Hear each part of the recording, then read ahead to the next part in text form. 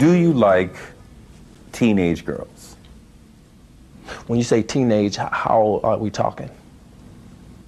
Girls who are teenagers. Rolex on your wrist, a plain Jane. Or someone to come home with me. All you have to do is be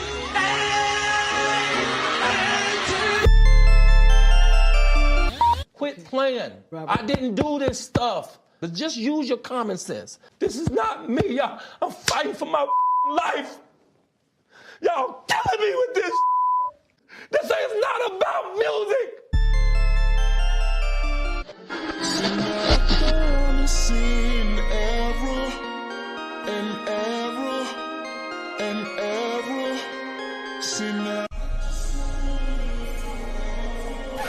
What up and welcome back. It's your girl Jane, the plainest Jane, and we've got some syrup to get into. We are ready to get caught up completely in real time with where we are with the R. Kelly trial. Do y'all see this image that I have here on the screen?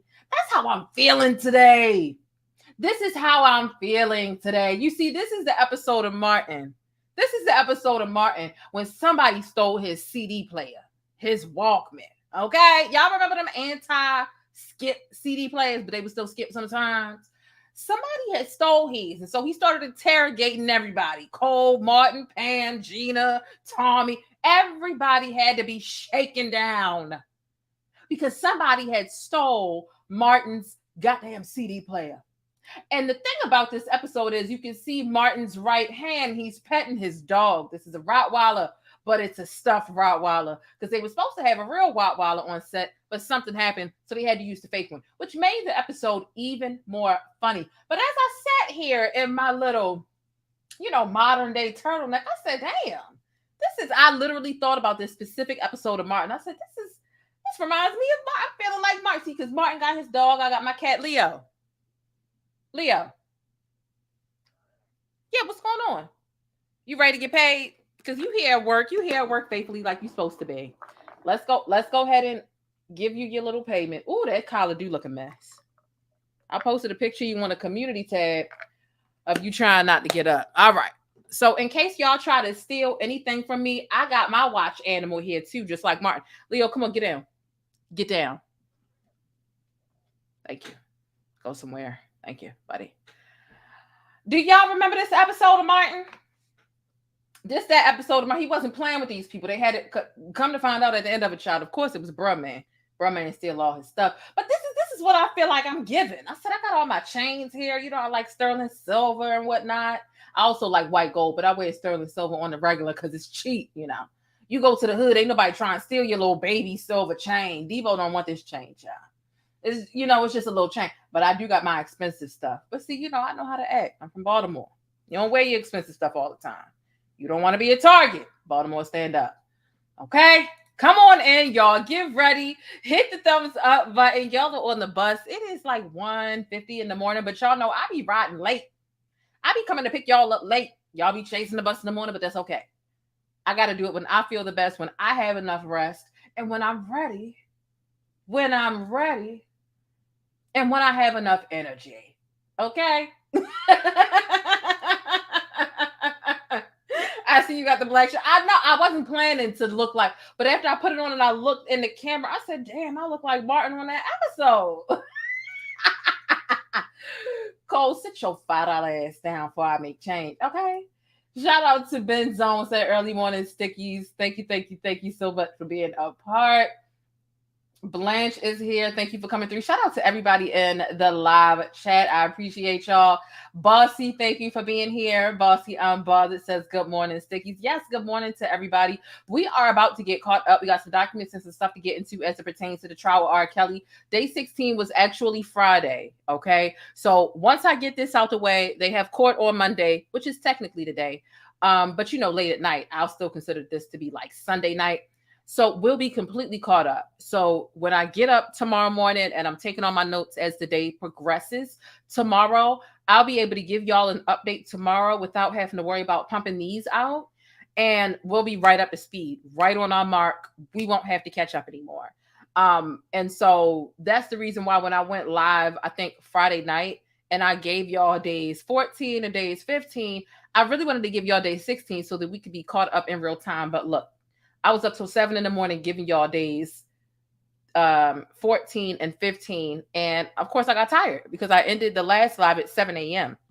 So I knew that I needed to give y'all this live, or I knew I wanted to put out this live because I want to be caught up. Tomorrow we might, right? Because the testimony, this is the last day of testimony, right? I think the defense is done, right? And I think we might be getting into closing arguments tomorrow. That's what it's kind of looking like. So I'm not sure if the closing arguments will be brisk and efficient, if the jury will begin deliberating tomorrow / Monday, which will be day 17 of the trial. I'm not sure, but what I do know is I want to be up to speed, and I want to be able to give y'all an update tomorrow that that reflects the actual day that's going on. I know I like getting my rest. I know y'all want me to get my rest, and I was depleting myself, but I wanted to get caught up. So we're here. There's 134 people on the bus. Make sure you pay your fare and you hit thumbs up. If you're here on the bus with your girl, the Cash App is on the screen. Look, you're not required. Cash Apps or monetary donations, whether you send a Cash App, a Super Chat, or a Super Thanks, those things are not required, but they are appreciated. So if you can send a Cash App or something, please do. Okay, a little $2, $3, $4, $5, $10. It's all right. But also, if this ain't your pay week, or if you just don't have it, or you don't want to give financially, I get that. You can still donate to the show for free, without spending any money, by paying your fare and hitting thumbs up, because you are on my bus at the end of the day. So we have some things to get into, and shout out to Blanche for joining the membership. Thank you so much for becoming a member and joining the middle floor. Okay. So as we get into day 16 of the R. Kelly trial, you know that when I'm covering these days, if it's not the very same day, I'm going to speak in the tense as if this is the same day. So you'll catch me saying today or things like this as if it is day 16, although it was Friday. So I hope that makes sense when it comes to the tense that I'll be speaking in, okay? So as we talk about day 16, we know that the trial, Robert's trial, he's on trial again in Chicago. It's not double jeopardy. He obstructed justice in order to beat the trial in 2008 when he was acquitted. And the jury has had to watch a lot of really disgusting things. The jury had to view 17 clips from 3 different videos depicting R. Kelly's alleged sexual intimate rendezvous with children, right? I try to keep it cute in the first couple of minutes so I can get as much, YouTube don't like when you get too explicit, but the jury had to watch child porn, okay?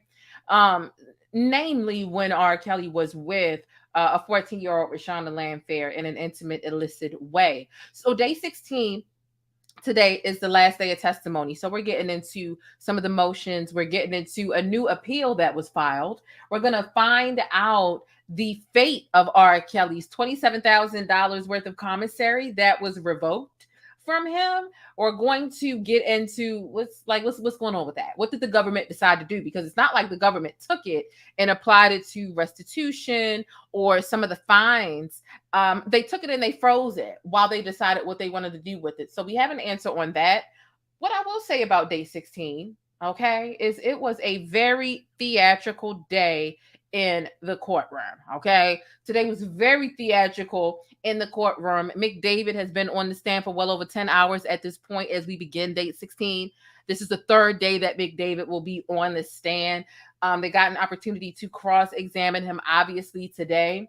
He actually gets caught up on the stand. He's contradicted himself. He's cheating on the stand. Now, the cheating on the stand part we haven't gotten into yet. But as far as him contradicting himself, yeah, we discussed that in some of the last video. And then when I say that the day was full of theatrics, baby, I'm telling you, that includes Robert's attorney, Jennifer Bone Jean. Because Jennifer Bone Jean, Robert's attorney, she's only putting on for the fans at this point. She knows she's going to lose. She knows Robert isn't going to be found innocent here. But what she's doing is she's putting on for the fans so that the fans can really feel like she did her part so that she can get her paycheck and kind of feel like I did all I could do. I came at these victims and made them seem like money-hungry, fast, groupie thoughts. And that's really all that the R. Kelly clan wants, okay? As I like to call it, the P-Hive. Okay. Bossy, thank you so much for sending the Cash App. I really do appreciate that. Now, look, let's get into it. We got some motions to get into before we get into the actual testimony for today, day 16. So look, as y'all come in, right? Make sure you hit the thumbs up button. Okay. Shout out to everybody in the live chat. I want to give a special thanks to my moderators, my channel members. My channel members, you know, you've already had to look at some of the documents that we're about to look at right now because I posted them like 3 days ago. So shout out to all of y'all. Let's get ready for takeoff, shall we? The plainest Jane. This is one of my favorite comments here. She says, I loves me some black, and she said, loves me some black news. She says, is it just me, or does anyone else get tired of seeing people that don't look like them delivering info about them day in and day out?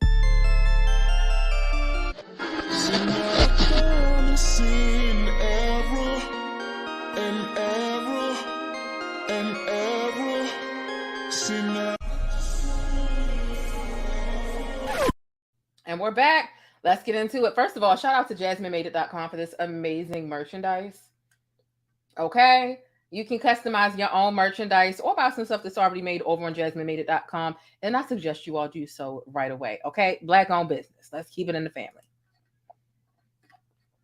All right, let's go. We've got some stuff that we need to talk about. Obviously, if we're covering the R. Kelly trial and his discrepancies, we know him for music, but we also know him for nasty stuff too. So I've obviously got to give you that trigger warning. Real quick, I always talk about mental health. Make sure you're okay before you get to dibbling and dabbling into this, okay? Make sure your household, your invisible problems, your mental health, all that stuff is in check. Otherwise, I'll catch you in the next video. You can catch the replay, or I'll just catch you in another one, okay? So shout out to my new subscribers. And of course, before I get into breaking down today's topics and viral events, make sure you subscribe, all right? And thumbs up or down, either way, I appreciate it. But make sure you think critically and independently, regardless of what you hear from me or anybody else.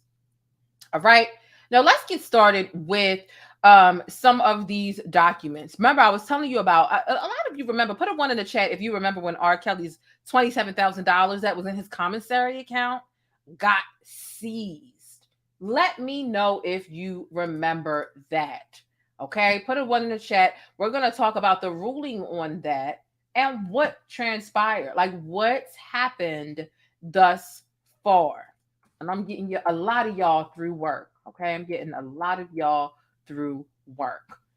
Okay, lots of ones in the chat. Okay, so you remember, here's the ruling on it, and then we'll get into an appeal that we need to actually talk about. Right? So let's talk about these things. Okay. So we're going to go to the last page because that's the only thing that matters. It's 9 pages. We don't need to look at the whole thing. If you're a channel member, you already have seen this document because I posted it backstage. And the lowest tier is $1.99. So it doesn't cost much. About what is that? 2 quarters a week to be in the know what's going on. So here's the conclusion of this motion that really was ultimately the fate of that $27,000. Now, for these reasons, the government's motion is granted. Within 10 days of the date of this order, the BOP must issue a check to the clerk of the court of the Eastern District, New York, for $27,828.24. The check should be made payable to the clerk of the court, EDNY, in reference U.S. versus R. Kelly. The check should be mailed to the following address, and the clerk of the court should deposit this money into an interest-bearing account pending the determination by the court as to the money and how it's going to be applied to the restitution. Once restitution is determined by the court, the clerk of the court should apply the monies held in the interest-bearing account first to the $900 special assessment and then to the restitution judgment as set forth. The amount held in the interest-bearing account exceeds the amount of restitution and special assessments imposed. The remaining balance in the interest-bearing account should be applied to the $100,000 fine and then to the $40,000 JTVA assessment as required. And this is signed by not the judge on the Illinois trial, but the judge on the New York trial, Judge Ann Donnelly. Okay. Now, you know, here's the thing that I find to be just a little interesting, right? They say it's only $27,000, right? If the amount exceeds the restitution, oh, okay. But it doesn't. I was about to say, how you want to apply $27,000 to $100,000 and then say the remainder should be passed over to here. Like, what's going on? But it says if. But clearly it's not an if, because y'all know how much it is, right? But nonetheless, look, I'm not trying to pick apart this motion. All I'm saying is Robert's money that a lot of people felt like, oh, that's not right. You know, whatever the case is, this is what's transpiring. All right. And so R. Kelly was, when he was sentenced in New York, he was hit with fines. Obviously, we see the $100,000, the $40,000, the $900. He was hit with regular fines of violating the Mann Act, which directly addresses sex trafficking. And then he was hit with restitution, which is when you have to pay the victims some money. So there's a lot of money that he was fined. And I know a lot of his fans, you know, the people that are part of the FIAB, felt like it wasn't fair. But here's where we are. And this is what the government has decided, is that we're keeping this money, because when they first took the money, it wasn't like they took it and applied it to anything. They actually froze it. It was seized, which is uncomfortable, because it's like you don't know if the government is going to approve or deny or give him the money back. The money was basically in the middle. It wasn't Robert's money and it wasn't the government's money. It was sitting right there in the middle. And then we get into an appeal that his attorney has already put in for. Let's talk about that. Okay. Woo, Chile. And again, if you're a channel member, you've already read and you've already seen these things. Okay. Rolex on your wrist, a plain Jane. So let me take a look. At this. This is a notice of appeal, right? You got the United States. You got Judge Ann Donnelly. Robert. It was done on 9/9. They are appealing them taking his $27,000. Now, you know, I do wonder what her payment scale is like. I wonder, are you appealing this because like you still want your money as his attorney? Or are you appealing this just because, you know, you want to do this theatric type stuff for R. Kelly fans and so on and so forth? I'm curious to know how Bonjean is getting paid. Like, is Robert broke? I honestly don't think so. I do think that he has money stashed away in different places through different people. But nonetheless, the appeal has already been submitted, and we already know this appeal is going to be denied. Okay? Denied. But, you know, that's just my prediction. Let's see. I had already predicted when they had took his $27,000 that it wasn't going to be, you know, given back to him and da-da-da. But nonetheless, let's see how the predictions go. Okay, let's see how they go. So also, you know, we get into a little bit of housekeeping and things of that nature. And this was a part of the housekeeping, because these were some motions that had flew in before court started today, day 16, which was Friday. And so before the testimony began, the prosecutors are petitioning the judge to allow them to cross-examine McDavid, because McDavid is still on the stand, regarding R. Kelly's 2003 arrest in Florida on child porn charges, saying McDavid's own attorney opened the topic yesterday when asking McDavid about his handling of R. Kelly's issues. Now, remember, I was showing y'all the motions yesterday in day 15 of all of the things R. Kelly's attorney was saying should be banned from McDavid's testimony. Things like, oh, any sexual misconduct or sexual misbehavior that Robert has been a part of, don't bring that up. Obviously they don't want to bring up the marriage with Aaliyah. They also didn't want anything brought up about Robert getting shots, to like literal shots, to suppress his sexually deviant appetite. Like, there was so many things, and it's like, how can you not bring up all these things and really talk about the transgressions of Robert? So obviously a lot of that stuff kind of wasn't granted. The one thing that did uphold itself was bringing up the marriage to Aaliyah. The judge agreed that that shouldn't be spoken about in this trial at all, but the rest of the stuff was actually referenced. Okay. So let me see. McDavid's own attorney opened the topic yesterday when asking McDavid about his handling of the legal issues. The prosecution actually said, listen, the government is entitled to a fair trial too, because R. Kelly and his team, their thing is Robert is entitled to a fair trial. Okay. But so is the government. And so both McDavid's attorney and R. Kelly's attorney, they object, saying that McDavid's attorney never directly broached the Florida charges without questioning McDavid. However, the judge, Judge Lennon Weber, right? Judge Lenny, he rules for the defense attorneys, ordering prosecutors to stay away from the subject matter during cross. Okay.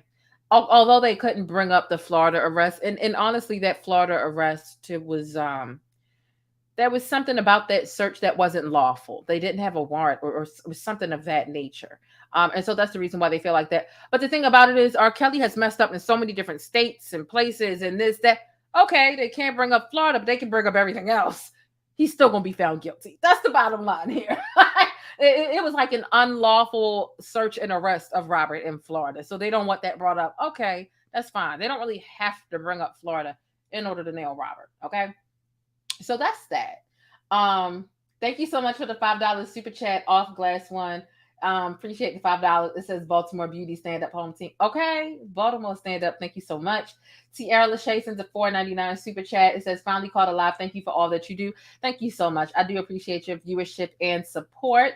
Anthony Cole sends a $4.99 super sticker. Thank you so much, and I appreciate you being a channel member. Okay. I feel like the marriage should be mentioned as well. But hey, I feel like there's also just so much other stuff you can corner Robert on that they should be able to bring up Aaliyah. But even if they don't, he's still gonna be found guilty, I feel. Those are my thoughts. But nonetheless, let's go ahead and continue and get into day 16. Derrel McDavid is going through cross-examination. Okay. Cross-examination. Let's get into it. Hey, thanks for letting me keep you connected and in the know with what's happening in the Black world. Don't forget to smash on that like button for support and for more Black news. So the prosecution is asking about the people who he said affected his view of whether R. Kelly was having sex with an underage, a 14-year-old Reshona Landfair. And also they get to talking about the deceased private investigator, the private eye, R. Kelly's attorneys and Reshona's father. Okay. And so they point out, right, because this is Derrel McDavid on cross-examination, right? They're asking about the people who he said affected his view of whether R. Kelly was having sex with Reshona Landfair. So they're the private eye, R. Kelly's attorneys, Reshona's father, et cetera, et cetera. And they point out that most of these people are now dead. The private eye, Jack Palladino is dead. Ed Jensen is dead. Jerry Margolis, I always say his name wrong, but let's just say Jerry. Now, they're getting into conversations that they all three of the former mentioned would discuss things regarding Reshona Landfair. Okay. And so here's what the prosecution is actually saying. So you're the only one left to describe what was said and what was not said during those conversations. Is that right? Like I told you earlier, there were a lot of people who have passed away that could have testified, that would have been potential key witnesses when it comes to this trial. They're just gone. Okay. Thank you, Shelly, so much for sending the cash app. So he's pretty much the only one who is here who can attest to this stuff, but he's acting oblivious to whether Robert did this or not. His thing is, I worked for Robert all these years. I handled his money, his private affairs. I even handled the settlements as it has pertained to these women accusing Robert of sexual misconduct. But I didn't know that he was abusing minors. So this is where the government is trying to, brother, this doesn't make any sense. So this is the prosecution's angle, if that makes sense. So now the prosecution moves on to asking McDavid about R. Kelly's book, right? Called Solar Coaster, The Diary of Me. And they're asking McDavid if he knows that he's mentioned in the book's acknowledgments. So basically what they're trying to do is they're trying to prove how close to Robert and how close to Robert's affair. You were so close to Robert. You were so close to handling his business with him. Robert trying to pay off all these people that allege that he's abused them in one way, shape, or form, whether they were over or under 18. You're acting like you didn't know these things. The government is trying to prove you're closer than him, you're closer to him than you're trying to lead on. Keep that in mind. So they're like, okay, well, did you know you were mentioned in his book? McDavid says, I don't recall being mentioned in his book, but the prosecution shows him the book and his name in the acknowledgments. So McDavid says that R. Kelly at the height of his career was actually his biggest client. He also says that he coordinated R. Kelly's personal security and was his friend and business manager when the allegations about the sex tape with Reshona surfaced. And so, like I said, the reason why the prosecution is beginning to touch on how close R. Kelly and McDavid were is because McDavid's defense against these conspiracy charges depends in part on his assertion that he truly believed that R. Kelly was innocent for years and that he never acted, and that he only acted on directions of R. Kelly's attorney, Jensen and Jerry, and the private investigator, Jack Palladino. And so the prosecution is able to establish, while McDavid is on the stand, that he was actually close with R. Kelly until about 2011, and says that a part of his responsibilities was managing Robert's money and to protect his image in exchange for 10% of Robert's earnings. And so if you are hired to protect his image, how do you not know what you're protecting his image from? How would you not know that he is accused at the very least, not guilty, right? I'm not saying he's not guilty, but how can you say that you don't know that he's being accused of these things, or you don't know if he partook in these things if your job is to protect his image? You wouldn't know how or what to protect his image from. But nonetheless, the prosecution, again, they're like, okay, part of your responsibility is managing his money and protecting his image in exchange for 10% of his earnings. The prosecution said those earnings made you a lot of money, right? McDavid said absolutely. The prosecution poses a question or a theory, if you will. They say in exchange for his services, R. Kelly's companies would pay you sometimes over $1 million a year. McDavid disagrees with this assertion and says he doesn't know what an accurate figure of his compensation from R. Kelly would be. Okay. So, like I said, the prosecution, their angle is very clear here. It's very clear. They're hoping to portray McDavid as too much of an insider, to be ignorant of all of R. Kelly's actions, and to show that he had a financial motivation to keep R. Kelly's reputation clean. He wanted to get paid. So he was willfully ignorant from all of the accusations or the things that actually happened because he still wanted a check. This was his job at the end of the day. So at the time, the prosecution produces multiple checks from 2006 and 2007, each for tens of thousands of dollars that McDavid received from R. Kelly's accounts. Now, McDavid agrees with the prosecution that in 2008, he made well over $1 million on commission from R. Kelly's accounts. Okay. First, he didn't know. Listen, if there's a year where you're making over $1 million, you know about it. If you don't even remember the year, you remember the person, the client that's responsible for you clearing and netting that much. However, he said he wasn't sure at first. Now the government has put documents in front of his face that said, hey, did you get this? Okay, yeah, I made $1 million. But at first you said you didn't know. Okay. So now the prosecution is asking about McDavid's work as an accountant and business manager for R. Kelly. And the prosecution asks if his responsibilities included managing payouts for lawsuits, settlement agreements between 1996 and 2002. Again, let me repeat that. Because if you thought he was innocent for all this time after helping him swat away, like dozens of different lawsuits and settlements, the prosecution is asking McDavid's work as an accountant and business manager for R. Kelly. They're asking if his responsibilities included managing payouts for lawsuit settlement agreements between 1996 and 2002. McDavid reluctantly confirms this. So for 8 years, 6 years. I'm sorry. What is that? That's 6 years, right? 96 to 2002. You're helping him swap these things off, but okay.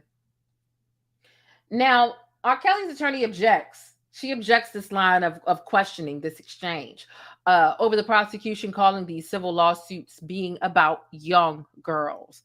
The prosecution is using the term young girls, these settlements with these young girls, saying that the term is prejudicial, right? Prejudicial. And so the judge brushes the objection off, but the prosecution clarifies that the lawsuits were about minors.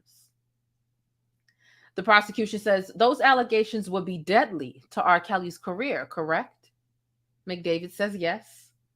McDavid does affirm the prosecution's claim that these cookie cutter lawsuits, as McDavid calls them, McDavid called them cookie cutter lawsuits on the stand yesterday, day 14. In other words, he's making it seem like these are pre-designated with a stencil lawsuits coming from a whole bunch of different people, and it's not credible, right? So that's kind of what he's saying with the cookie cutter lawsuit. So McDavid does affirm that the prosecution's claim that these cookie cutter lawsuits needed to be handled as they could be a threat to R. Kelly's career. And he also confirms that the lawsuits began emerging around about when R. Kelly was indicted in 2002 on criminal child porn counts in Chicago, Illinois. All right. So this is crazy. Here's what I need y'all to do. It's about 300 people in here. We need 150 thumbs up. My ratio is at least half in real time. Let's get the thumbs up. Let's put some pancakes in the chat, and then let's continue, shall we? So let's see if you're really about it. If you've been serious about what you've been saying about wanting to support more Black-owned businesses, here's your chance. I found a spot for us to grab our hats, hoodies, affordable electronics, phone accessories, and gadgets from. It's over on edwerso.com. That's EDWERSOW.com. Grab something for your hubby, your wife. Hey, I ain't encouraging that side chick behavior, but it's just in time for the holidays. So head on over there and grab your AirPod cases, hoodies, and affordable electronics. That's edwerso.com, EDWERSOW.com. And I'll see you over there.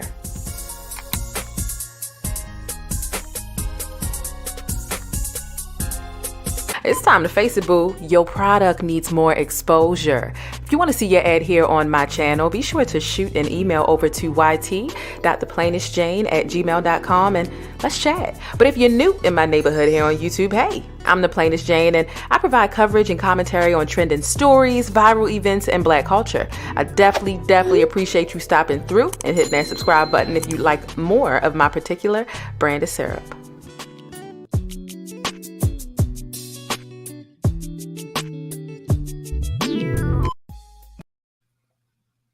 All right. Leo, we don't have time for this. We don't have time for this, Leo. No, because we don't have time for it. What's wrong with you? What's wrong with you?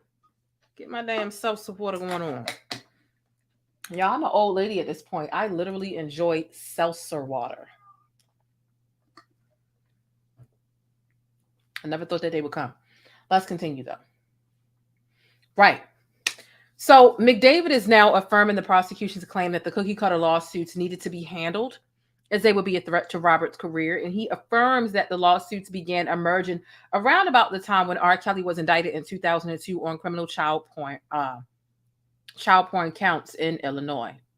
So McDavid says that the lawsuit brought by Tiffany Hawkins. Now, remember, we spoke about Tiffany Hawkins yesterday in day 15, because Tiffany Hawkins was the first person to publicly come forward stating that Robert had an inappropriate, intimate relationship with her while she was a minor. She was the first one to come public. Definitely not the first one where, definitely not the first allegation or the first person that it happened to, but the first person to come forward publicly. Okay. So McDavid is saying that the lawsuit by Tiffany Hawkins partially impacted his view that women coming forward seeking money from R. Kelly were dishonest. Here's where this doesn't make any sense. Here's where this doesn't make any sense at all, as a matter of fact. Okay?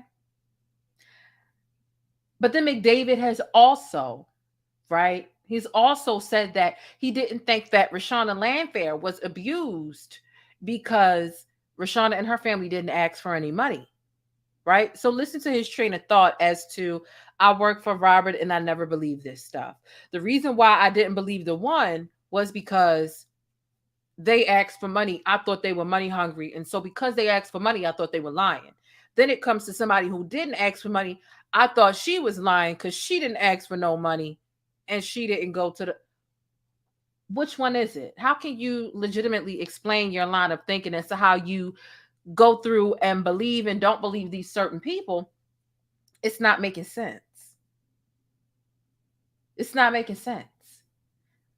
Again, you know, he's playing every side of the fence, and based on the structure of his belief system, you know, there had to have been, you know, some that you believed and some that you didn't believe. But you're telling me, based on how you just spelt your logic out, that you just paid out well over $1 million on behalf of Robert to claims and people that you thought weren't credible, because that's what McDavid's role was. He handled Robert's books. He started off as Robert's accountant. He then turned into Robert's manager, and he did payout after payout. You're not telling me you paid over $1 million. Two different people, right? Not one person, but two different people. Lawsuit after lawsuit, a claim after a claim, accusation after accusation. You paid out all this money, and you saying you didn't believe the ones who asked for money. Then you say, I didn't believe the one who didn't ask for money because they didn't ask for money. You know, you playing bent. Some people can play bent. And look, if you don't get the term, playing bent is playing dumb. I didn't know you playing bent. And if you're going to play bent, you need a better excuse than this, because I don't know if the jury is a fool, but baby, I ain't. You either didn't believe all of them for the sake of maintaining the fact that you had no knowledge of sexual abuse of minors, or you did. You either believed them all or you didn't believe them all, right? But they have different circumstances. But all of them did not ask for money, which, in fact, rips your logic to shreds. To shreds. Don't say you didn't believe some of them because of money, and then when it comes to the one that when it didn't involve money, you ain't believed them either. You just were willfully ignorant. You wanted to call all of them liars for the hell of it and to keep your job and your paycheck, and that's that. Keep this ask for money, didn't ask for money out of it, because baby, no. Okay. Do y'all feel what I'm saying in the chat? What Spicy Kyle say?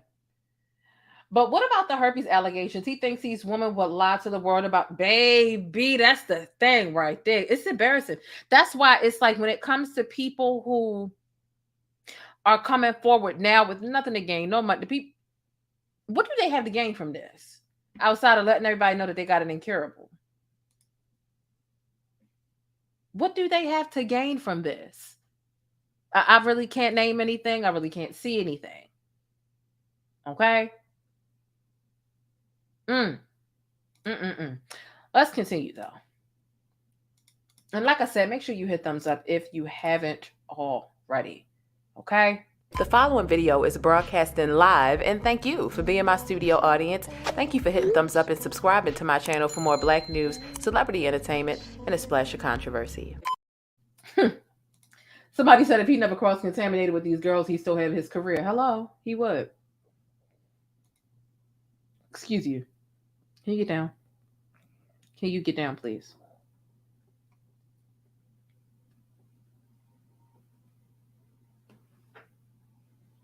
All right, let's continue, though. So, because McDavid testified earlier that he didn't believe Reshona was telling the truth about her abuse because she didn't ask for money. I didn't think she was telling the truth because she ain't asked for no money. But I also didn't believe that the girls who asked for money were telling the truth because they asked for money. Oh my God, I just can't. He's now asked if that means that all the other accusers who did ask for money were telling the truth. Now listen to this. The prosecutor pointed out this flaw in his way of thinking, because he said, I didn't think Reshona was telling the truth because she didn't ask for any money. The prosecutor says, so does that mean all of the other women who did ask for money, does that mean that they were telling the truth? McDavid says no. And just that quick, they rip his line of thinking to shreds. Okay? So now the prosecution asks if McDavid remembers that a lawsuit brought by an R. Kelly accuser that went by the pseudonym Tracy, she testified earlier, we got into it, in 2001. They're asking if McDavid remembers that this lawsuit that Tracy brought about then stated that she was under 18 when R. Kelly allegedly assaulted her. McDavid affirms remembering the lawsuit as well as his suit settling for $250,000, $250K, in 2002. So now they move on from the lawsuit for Tracy. So now they're just like, you remember paying out a $250,000? You paid out $250,000 to a liar? And then you paid out a lot of other settlements on behalf and in behest of Robert. Now, the prosecutors are questioning McDavid about the slew of lawsuits and allegations about R. Kelly's sexual misconduct, but defense attorneys are repeatedly giving lengthy objections. So the testimony is very stop and start. Stop and start, stop and start, stop and start. And so R. Kelly's attorney, Bonjean, objects when a prosecutor keeps mentioning lawsuits accusing R. Kelly of sexual abuse. Again, a lot of it's just repetitive. This stuff is it's prejudicial, right? It's prejudicial to my client.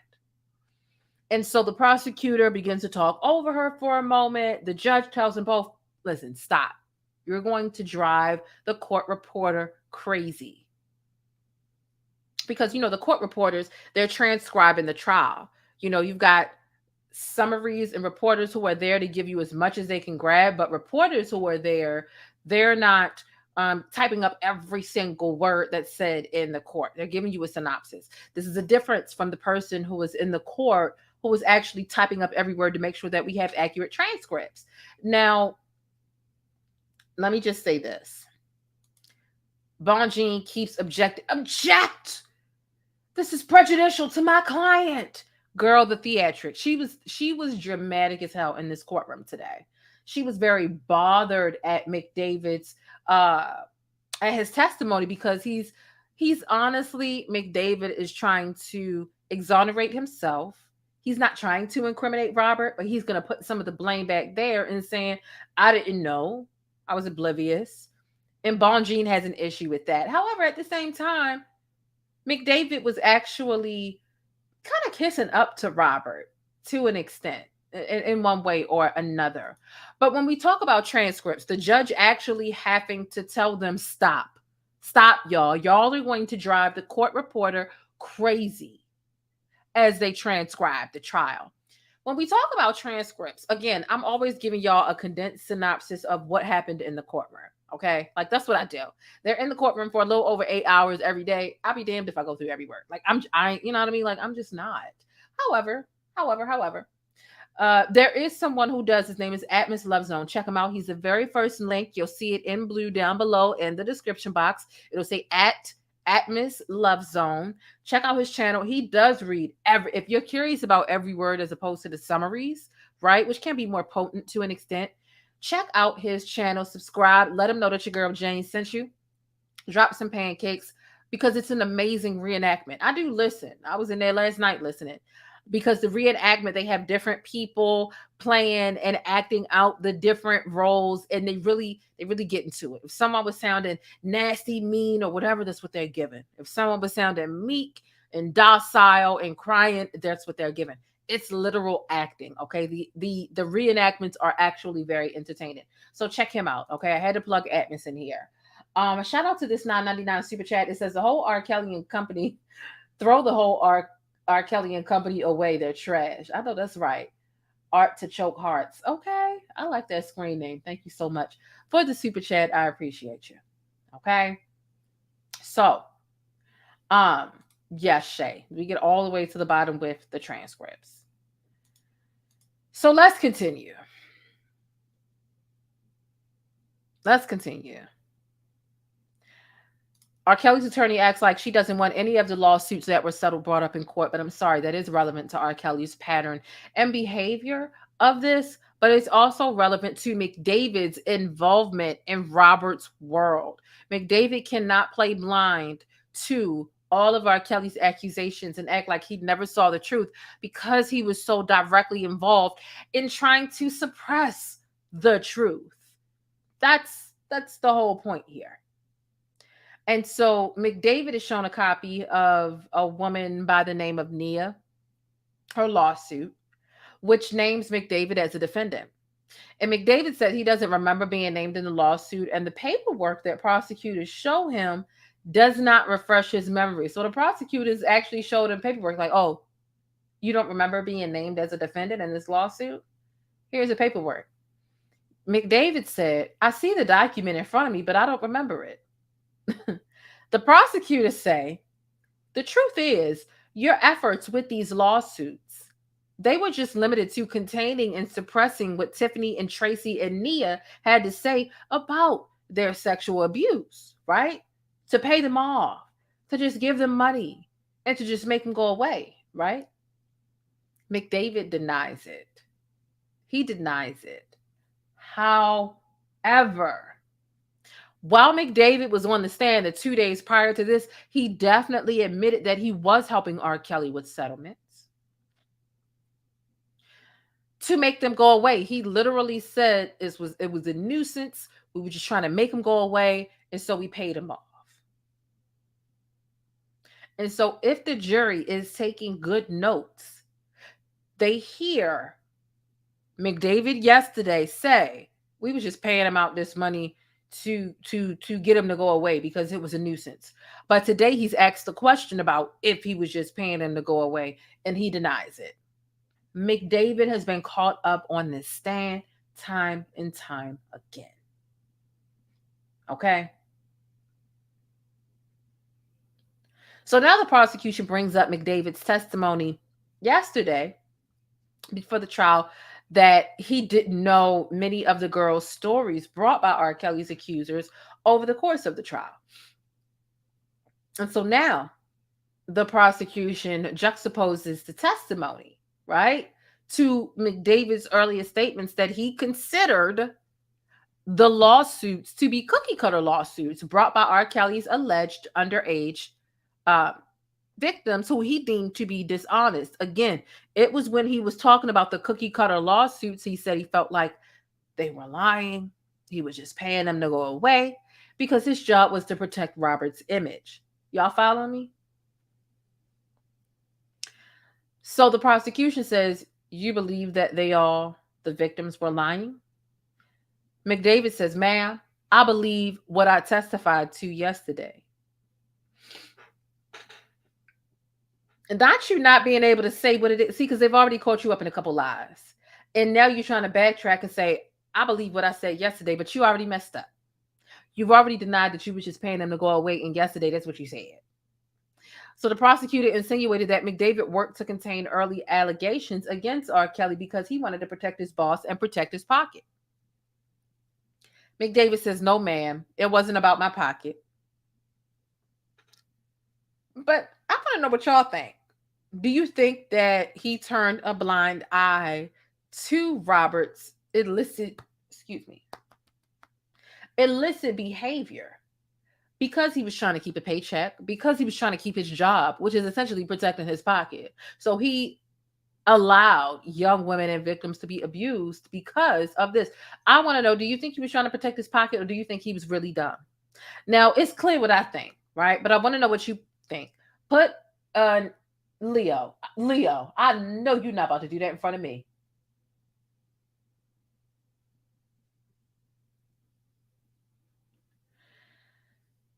So put a 7 in the chat if you think McDavid is playing dumb and he's not doing good at it. Put an 8 in the chat if you think, nah, he really don't remember. Put a 7 in the chat if you think McDavid was trying to protect his pocket and he was willfully turning a blind eye. Put an 8 in the chat if you think, he really didn't know Robert was doing this to minors.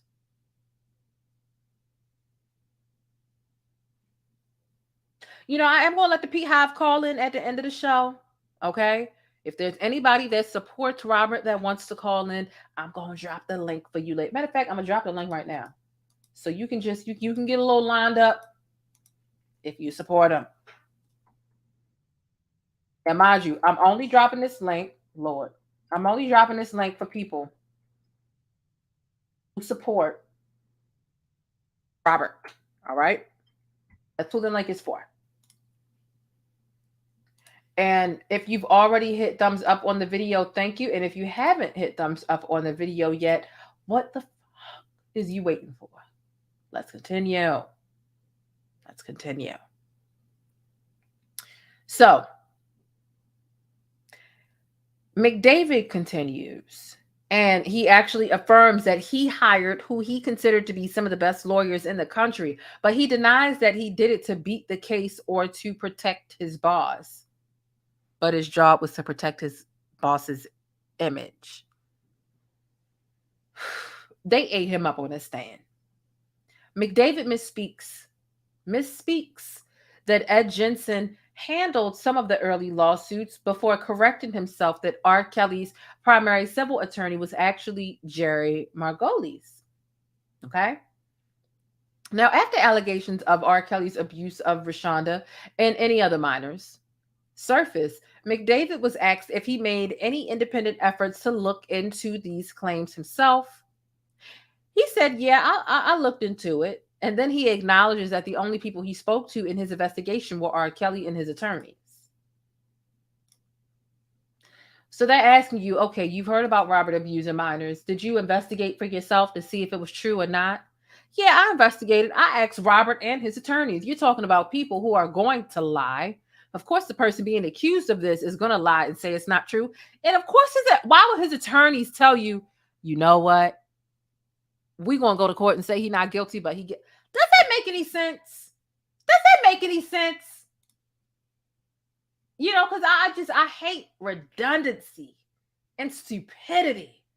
I hate it. You did an independent investigation to see if Robert really did this. So you asked him and his attorneys, the two people who are supposed to deny. It was gone. Let me just go in the bush and weep. Let me just go in the bush and weep. I just have to go in the bush and weep. Really. I don't understand. I swear to God, I don't understand. I'm so sick of him.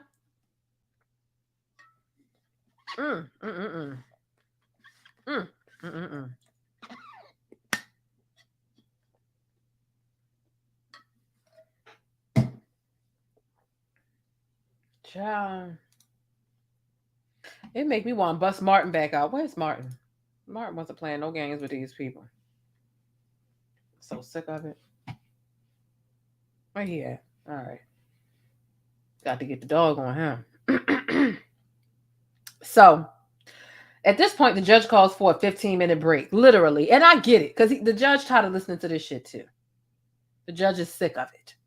But they come back. They come back. So, let's continue.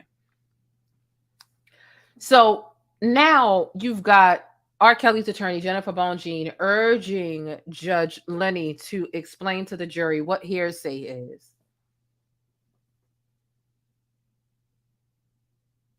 Baby, how long have we been doing this trial? This is the last day of the 4th week.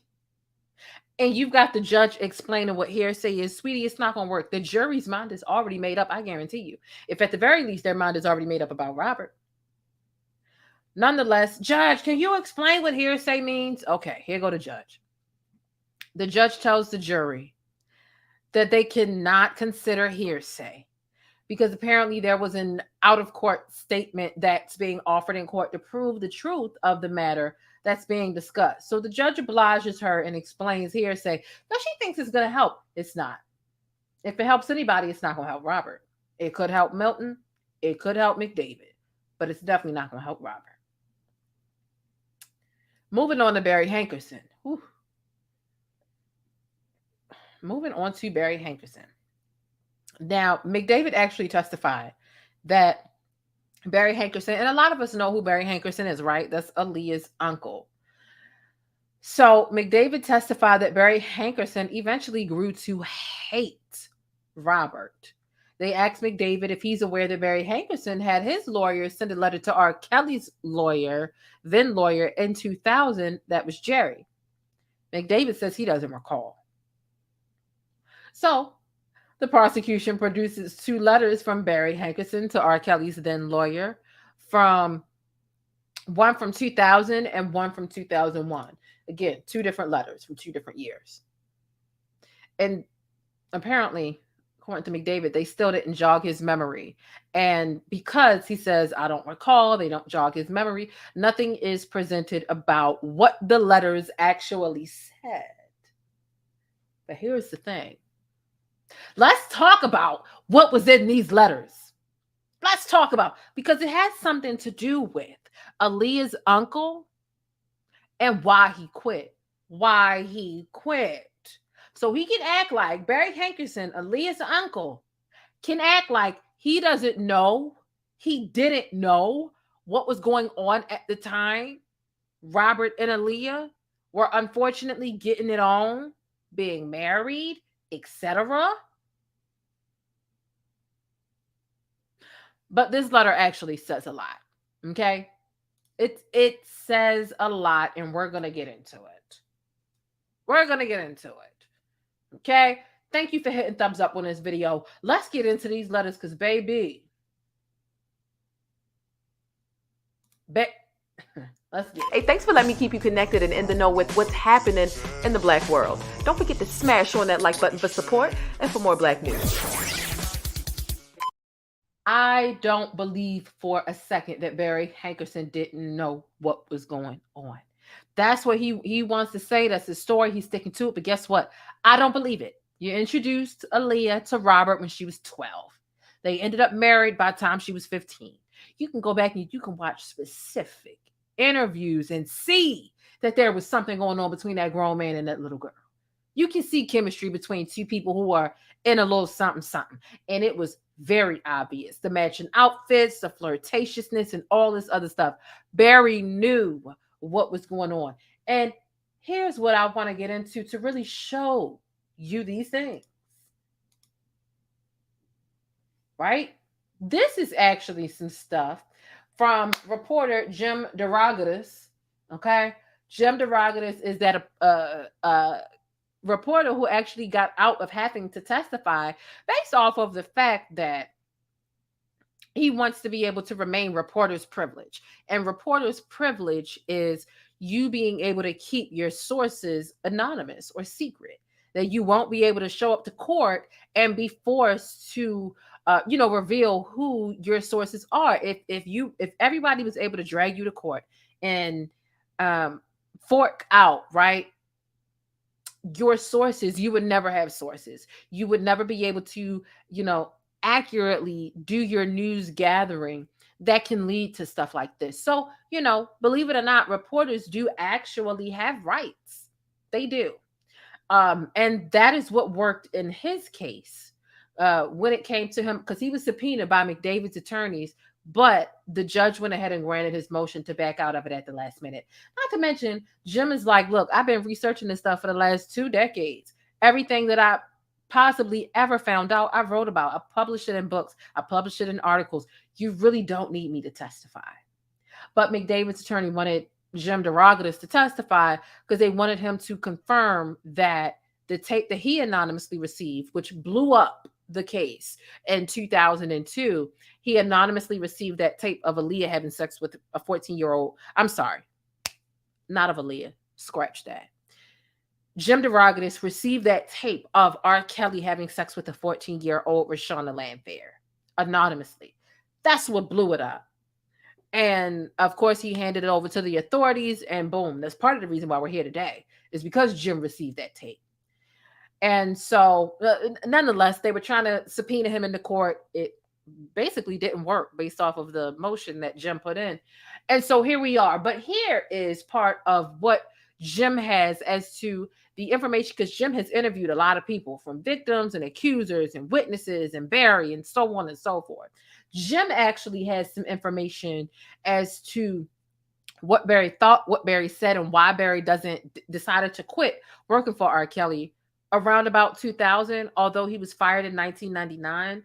But Robert kind of has these toxic working employer-boss relationships where you could be fired 1 year and then come back and then quit the next, right? Those type of jobs. You're fired, but you're back the next week or the next month or whatever, so on and so forth, right? So let's go ahead. Let me see. Okay, somebody got the bots out the chat. Thank you so much. All right. Let's see. Okay, so here's what's in the letters. Again, McDavid is acting like he doesn't remember this stuff, right? McDavid testified that Barry Hankerson grew to hate Robert, and they asked him if he was aware that Barry sent a letter to Robert's attorney in 2000. He says he doesn't remember, he doesn't recall. And like I said, because McDavid says he doesn't recall, during cross-examination, they just move past that. They go on to the next thing. But I want to let you know what was in these letters because I think it's important, right? Despite the fact that the court didn't go into it, we're going to talk about what was actually in those letters. So let's take a look. Okay. Barry Hankerson only spoke to me a few times and very briefly. He confirmed that he quit in February of 2000, 5.5 years after R. Kelly produced Age Ain't Nothing But a Number for his niece, Aaliyah. Barry Hankerson would not address that relationship. But he said he resigned as R. Kelly's manager in a letter to the star's LA attorney, copying the founder and head of Jive Records, Clive Calder. Barry Hankerson didn't elaborate or share the letter, but he allowed his lawyer to confirm its substance to me, including the key passage that he was leaving because he believed R. Kelly needed psychiatric help for a compulsion to pursue underage girls.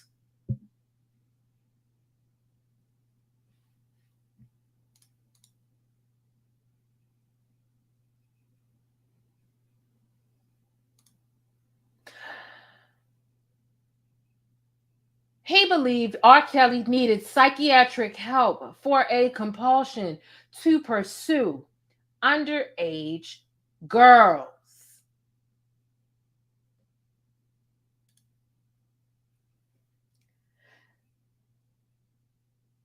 Barry, you said this, you going into this, but then when they asked you about the relationship between Robert and Aaliyah, Hankerson would not address that relationship. Why can't you at least say, I disagree with it? I don't think it was right what he did to my niece. See, you don't want to say anything about it because it will be a confirmation of it, but we already know. We already know.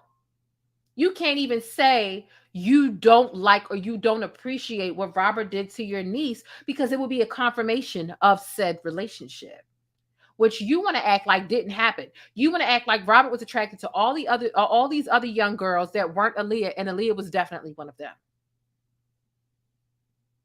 Psychiatric help because of the compulsion.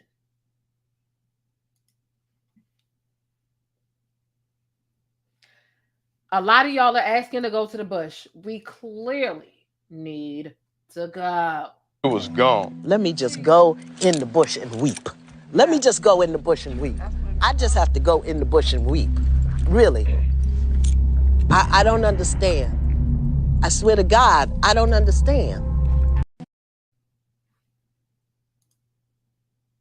That's what was in those letters. And you know what? I guess that's probably why during cross-examination, they decided to go past it because they weren't supposed to be talking about Aaliyah. But this is what was in them letters, okay? Bananas. Moving on to the tape collector. Let's continue. Because, baby, that was something I had to tell y'all. I said, oh, the court ain't get into it, but we going to get into it. So, yeah, we got into it. Hit thumbs up because I'm always going to give y'all the tea/syrup, okay? Now, moving on to the tape collector. McDavid also denies ever paying Freeman, right? We know Chuck Freeman, Charles Freeman, the tape collector, Showtime.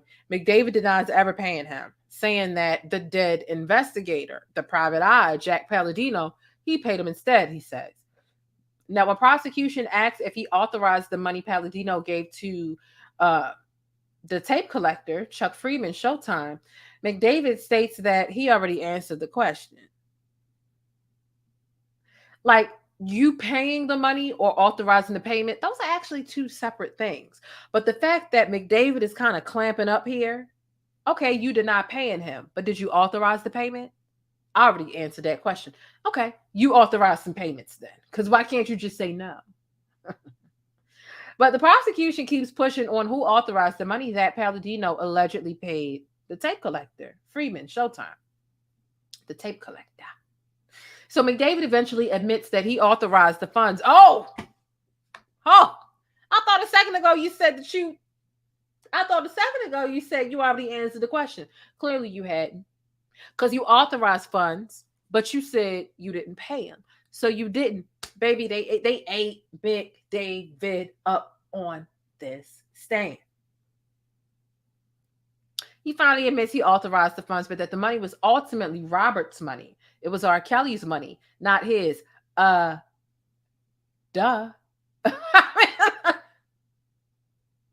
Clearly. I mean, why would you be paying him out if you didn't do anything to him? You just worked for Robert, right? Whew. You know, sometimes they ask the same question over and over again in slightly different ways just to see if you're going to budge. This is one of those times where it worked. They had just asked him if you authorized the funds. I already answered that question. They asked him again and he finally let it out. You did authorize the funds. You did authorize the funds. Okay.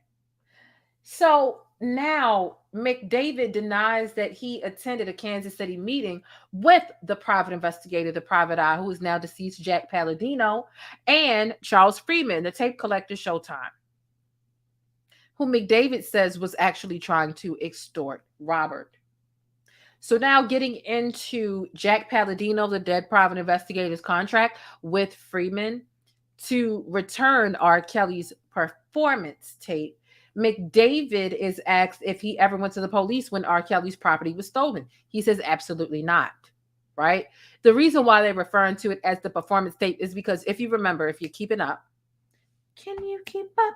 If you're keeping up, you know that, actually according to some paperwork and according to, McDavid, he's saying, I didn't know that it was child porn. I didn't know, what it was. We were told it was a quote unquote performance tape. And so that's what they were calling it. So nonetheless, he's asked if he ever went to the police when R. Kelly's property was stolen. He says no. I find that to be interesting. But because why didn't you go to the police when Robert's property was stolen? Why didn't you? Because yesterday when you were on the stand, you said that you doubted R. Kelly's accusers' claims because they didn't go to the police. So why didn't you go to the police when something happened to Robert? And it's not that all of them didn't go to the police. It was just some of them. But, nonetheless, McDavid says that Freeman was actually shopping the tapes, not finding the stolen tapes. So again, what McDavid is saying that Robert did not hire Freeman, the tape collector, to buy the tapes back. He didn't hire him to do a job.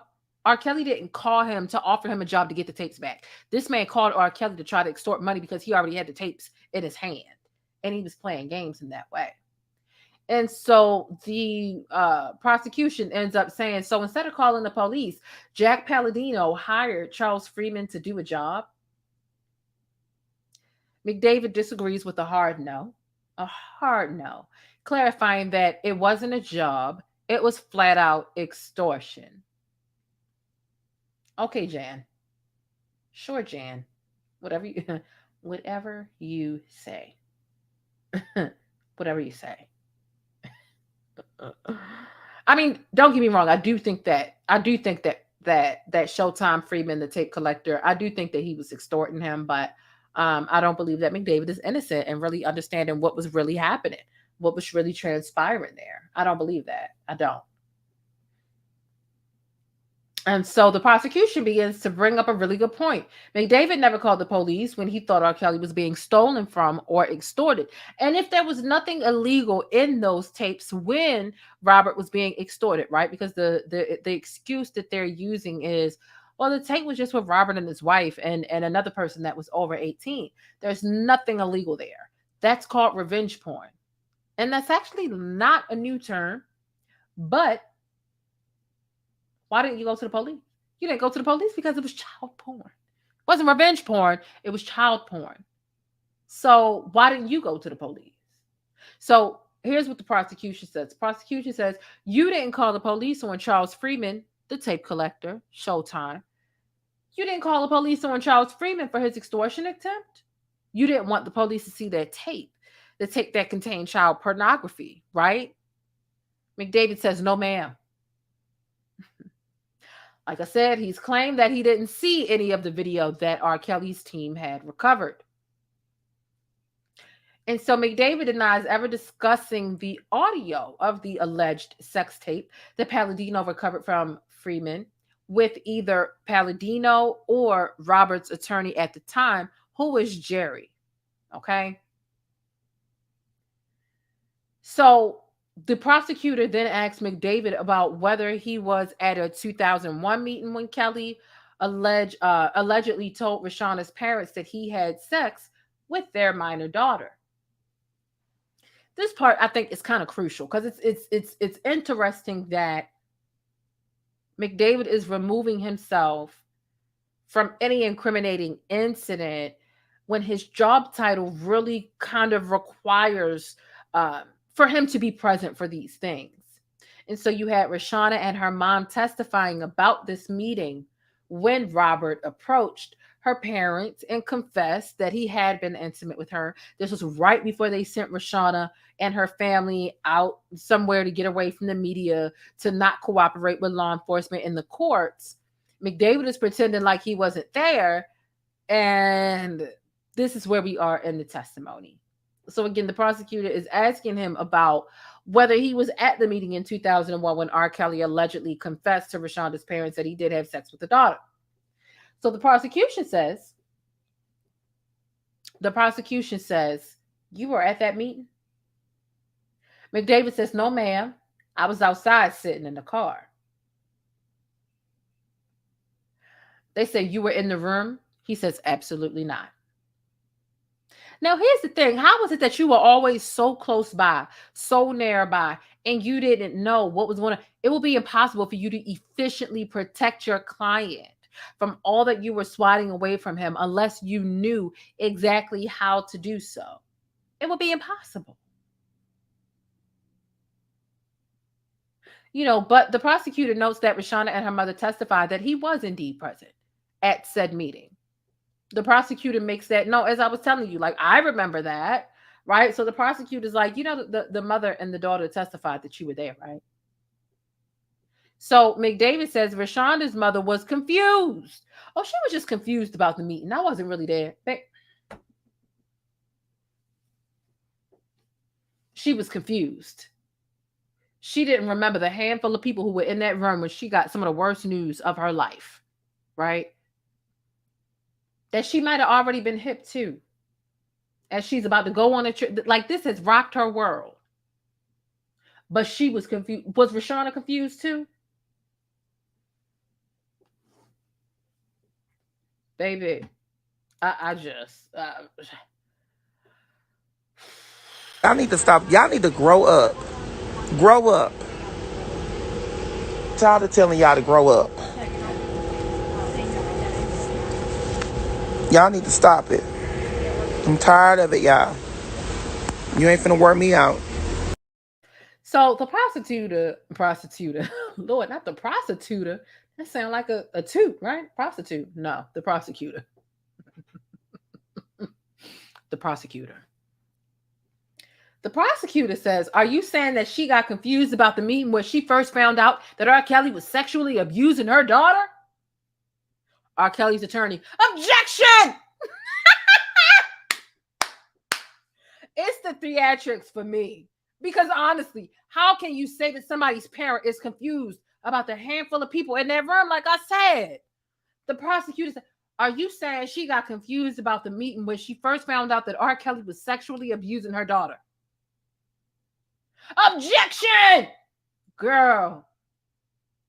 Get this soap opera out of here. Ain't no objection. I'm asking for clarity. You saying that?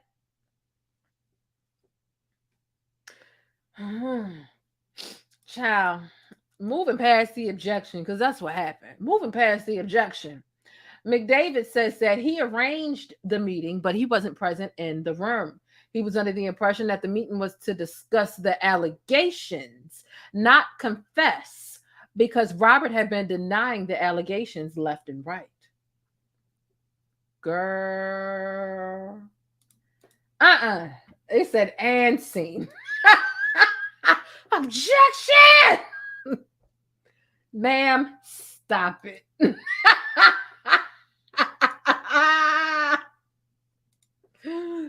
Oh, yes, the prosecutor got down to it. The prosecutor. So you just arranged it and you sat outside and you ain't know nothing about what was going on, but your job is to protect his image. So, but you wouldn't get by. So what he's essentially saying is Robert never admitted to, he never admitted that to or around me. Okay. All right. Whatever you say. Whatever you say. Okay. Now, at one point, McDavid says on the stand about the 2001 meeting between R. Kelly and his goddaughter, right? Reshona. He says this about the meeting. He says that the meeting was delicate. Now, how could you know the meeting was delicate if you wasn't there? If you wasn't there, how do you know? He says it was delicate. The prosecutor says it was delicate because R. Kelly admits he's having sex with his goddaughter, right? Here goes his attorney. Objection! Oh my God. This is literally what she said, right? So let me do it again just so that y'all understand. McDavid says that meeting that he wasn't present for, he says it was delicate. The prosecutor says it was delicate because R. Kelly admitted that he was having sex with his 14-year-old goddaughter, right? R. Kelly's attorney. Objection! Oh my God. Girl. It's the theatrics for me. And you know, the irony in it is that R. Kelly's attorney, Bonjean, tried to call out theatrics from other people that she had to cross-examine, from other witnesses and accusers who were testifying against Robert. She said that they had some theatrics going on, but girl, now here you go, participating in the telenovela. Oh, objection. Oh my God. Like, no, he's asking if R. Kelly admitted to this. And it's clear that when you ask McDavid the same question in 3 different ways, by the time you get to the 3rd different way, he admits to this shit, right? Like,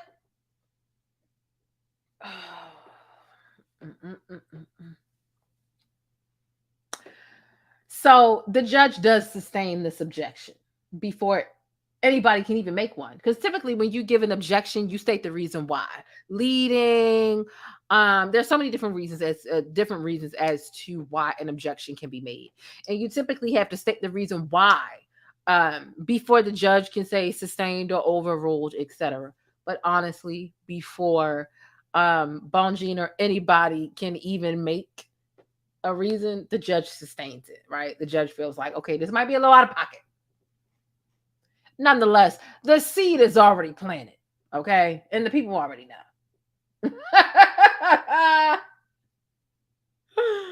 So getting back to the meeting with Reshona and her parents and Robert, McDavid testifies that he thought the meeting was about allegations of a sex tape with the minor, rather than the confession or the admission of guilt. The prosecution is asking him now if such allegations could ruin R. Kelly's career. Now, McDavid denies knowing if rumors of a sex tape with the minor would end R. Kelly's career, but says that it would definitely be damaging. And so now the prosecution is asking about Reshona's testimony earlier in this trial, that at the 2001 meeting, R. Kelly told Reshona's parents that he had sex with her and asked for their forgiveness. So they asked McDavid if he has any reason to believe Reshona was lying about that testimony. And he says he doesn't. Right? That's a real slick way of asking. You You didn't believe he did anything wrong then. Do you think he's done anything wrong now after hearing all you've heard at this trial? That's essentially what they're asking him. Do you think Reshona has any reason to be lying about that testimony? He says he doesn't think Reshona has a reason to lie. When before he said he believed Reshona because she didn't ask for money, he said, I think she's lying because she didn't ask for money.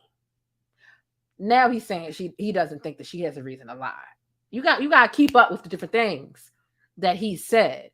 This is the third day he's been on the stand. And like I was telling y'all yesterday in yesterday's testimony, the tactic that McDavid and his defense went with was the scorched earth tactic. And that strategy actually of direct examination is to ask everything, to go through everything so the prosecutors aren't able to ambush you. And, you know, sometimes it may work. And that's why when I was first going about it in real time, I'm like, damn, he's touching on everything willingly. But this also opens a lot more doors for cross-examination to tear you a new one if and when you contradict yourself, in which McDavid has. Okay? So that's that. So the prosecution is now bringing up McDavid's testimony that he attended R. Kelly's psychiatry appointments with him, connecting that to why McDavid wouldn't accompany R. Kelly to such an important meeting with Reshona's parents. Very good point. I'm not even sure I would have thought about asking this. So Robert had to go to different psychiatric appointments to address his sexual deviancy, his sex drive, his attraction to whatever, his sexual misconduct. And you were there with him right there, side by side. But when it came to the meeting with Reshona's parents and sending them out of town and all this other stuff, you weren't present.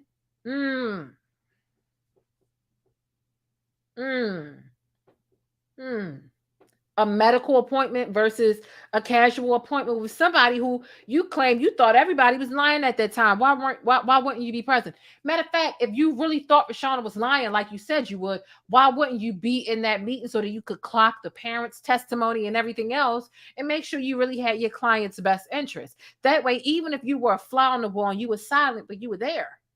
When they all left, you could talk to your client and say they were lying for this reason or that. You know how to better have your clients back by listening to the lies that are told by people who are lying on your client. You can't possibly properly protect your client from rumors if you're not carefully listening to the quote unquote lies that are being told about them. Come on. This is what PR is about.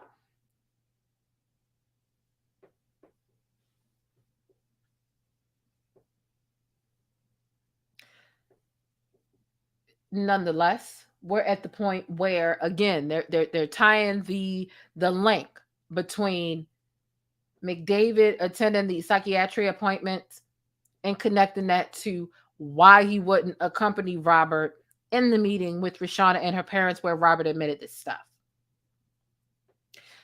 Of course, the defense objects, and the prosecution, because of that, they dropped the line of questioning related to the meeting with Reshona and Reshona's parents.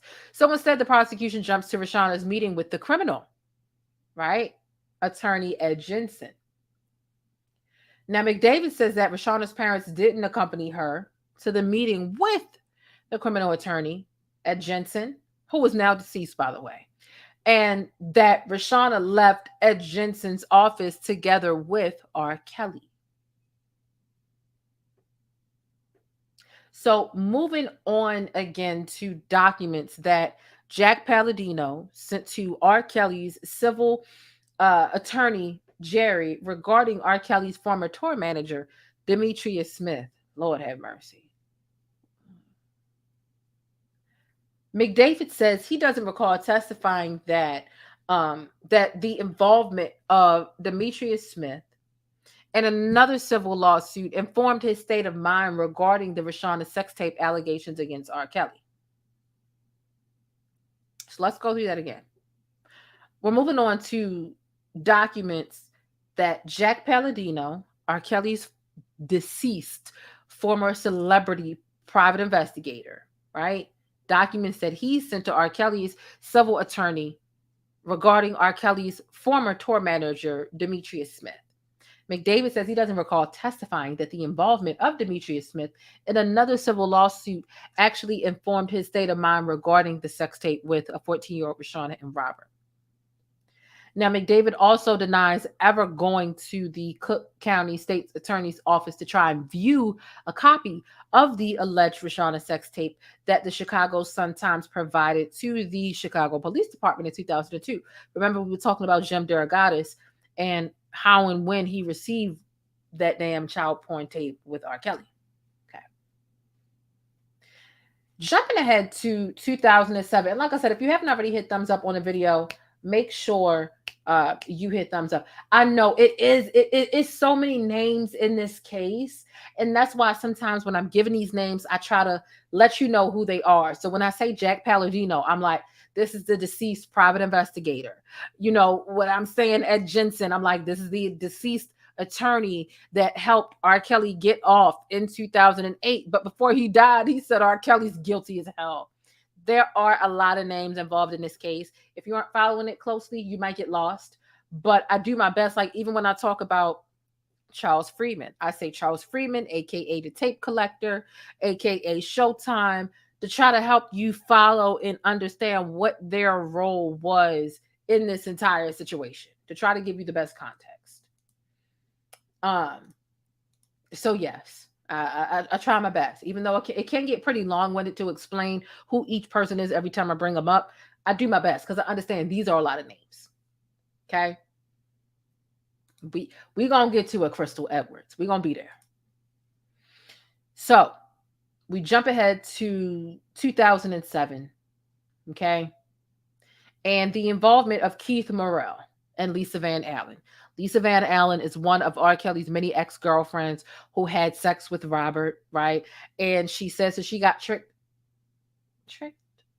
She says that she ended up having a threesome with Robert, with Reshona Landfair, who was 14 at the time, but she was told by Robert that she was 16 at the time. Robert filmed it. Lisa Van Allen felt bad about it. She ended up going through Robert's duffel bag full of VHS, porn sex tapes and stole that thing back because she didn't want Robert to have it or anyone to have it, because her and Robert were 18 and above, and her having sex with even a 14 or a 16-year-old is technically wrong. And so she stole it back, but when she stole it back, she didn't want to stay in possession of it, so she sent it to Keith Morrell. So that's who Keith Morrell and Van Allen are, right? So McDavid denies we're jumping ahead to 2007 and the involvement of Keith Morrell and Lisa Van Allen. And McDavid says that he authorized paying the two of them $100,000 each for the return of the sex tape that featured R. Kelly, Lisa Van Allen, and Robert's wife at that time, Andrea Kelly. The difference is that every time McDavid brings up that sex tape that Lisa Van Allen was in, he changes it from saying it wasn't 14-year-old Reshona Landfair that she had the threesome with Robert with. It was his wife who was of age, so there was nothing wrong with it. So I knew nothing about child porn because Rhonda wasn't on that tape. It was actually Andrea Kelly. So that's how they're kind of shuffling this around. So McDavid denies ever threatening Lisa Van Allen and Keith Morrell, because you remember Lisa testified that McDavid told her, we should have just murked you from the beginning. We know what murked means, child. It means we should have killed you. So McDavid denies ever threatening her or Keith to bring back the tape, but relents that he may have said in his testimony yesterday that he told the pair that they better bring the tape back. In other words, I strong-armed them. I didn't threaten to kill them. So McDavid says again that he believes that Lisa Van Allen and Keith were actually extorting Robert, but also that he never went to the police about it. And so the prosecution asked McDavid if he didn't go to the police because he didn't want police catching one of a potential child porn tape. McDavid denies this assertion. Okay. And so the gist is that McDavid testified for 2 days that he was acting on the advice of an all-star legal team as he settled lawsuits and paid for the roundup of sex tapes of R. Kelly's 2008 trial. And so the prosecution is trying to cast that stance as willful ignorance or flat out just unlikely. It's not like you had a low-level job. It's not like he didn't tell you about things. It's not like you were just cleaning up his trash outside his house or just driving his female company around. You were responsible for writing checks, paying bills, settling lawsuits, helping to get the tape back, but you acting like you didn't know what was on the tape. And then you say what was on the tape was Andrea and not a 14-year-old Geronda Pace. It's just a lot. It's a lot. It's a lot. It's a lot. It's a lot. It's a lot. It's a lot. So here's what we're going to do. The judge actually called for an hour lunch break. Obviously, we're not about to take no hour break, but just give me some time. Okay. Give me some time. Hit thumbs up. All right. Drop some pancakes in the chat. We'll be back in 120 seconds to continue coming back after lunch break and listening to actually what the prosecution complains about and how McDavid was actually cheating on the stand. And it was called out. It was called out in the courtroom on that day. Hit thumbs up, drop some pancakes. We'll be right back. So let's see if you really about it. If you've been serious about what you've been saying about wanting to support more Black-owned businesses, here's your chance. I found a spot for us to grab our hats, hoodies, affordable electronics, phone accessories, and gadgets from. It's over on edwersow.com. That's EDWERSOW.com. Grab something for your hubby, your wife. Hey, I ain't encouraging that side chick behavior, but it's just in time for the holidays. So head on over there and grab your AirPod cases, hoodies, and affordable electronics. That's edwersow.com, EDWERSOW.com. And I'll see you over there.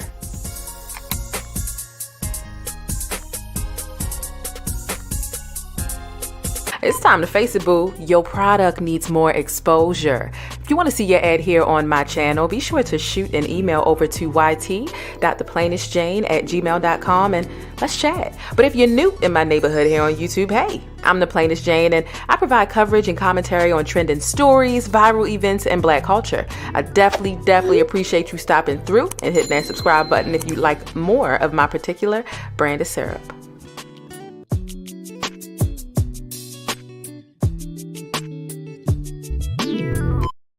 And we're back.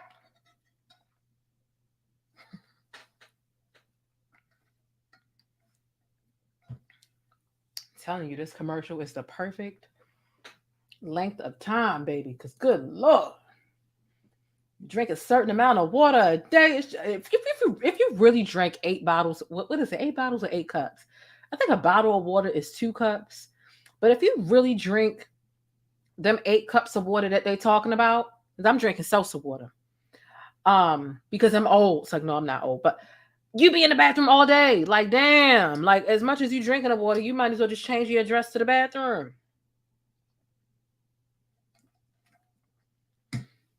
Call myself doing the right thing, trying to flush my system out. And all I do is use the bathroom all day. It doesn't make sense. Anyway, that's what happens on lunch break, right? Lord mercy. Woo. Shay Evans, we'll catch you in the next one. Said you got to catch some shut-eye, child. All right. So after the break, the prosecution complains that McDavid's attorneys are actually, here's where the cheating comes into play. Here's where I'm not just testifying what I saw, what I experienced, what I feel. It's let me wait for these signals from my attorneys. Right. And so that is what is said here. And so the prosecution is complaining that McDavid's attorneys are actually signaling yes and no to him during the cross. Like, why would they have to signal to you what you need to say if you're as innocent as you say you are? They're signaling whether they can say yes or no. And so when the prosecution brings this up, McDavid's attorneys are like, "Are you kidding me? Are you kidding me?" And the prosecution says, "I wish I were kidding you. Like, judge, they're cheating. They're signaling yes and no to him doing cross. You're kidding me. I wish I was kidding you." Okay. So that's that. And here's what the judge says in regards to that. Okay. The judge says if it's not happening, make sure it continues not to happen. Again, like I said, the theatrics, the theatrics in this courtroom on this day. Crazy. This was a very dramatic day in the courtroom, I can say. They call something, "You're kidding me. I wish I were kidding you."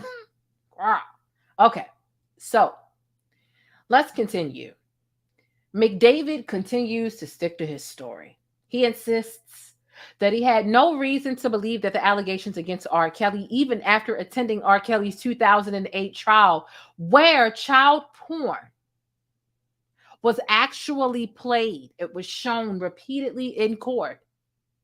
McDavid insists in saying he had no reason to believe the allegations against R. Kelly, even after he was in the courtroom while the child porn was being played repeatedly, time after time after time after time after time again.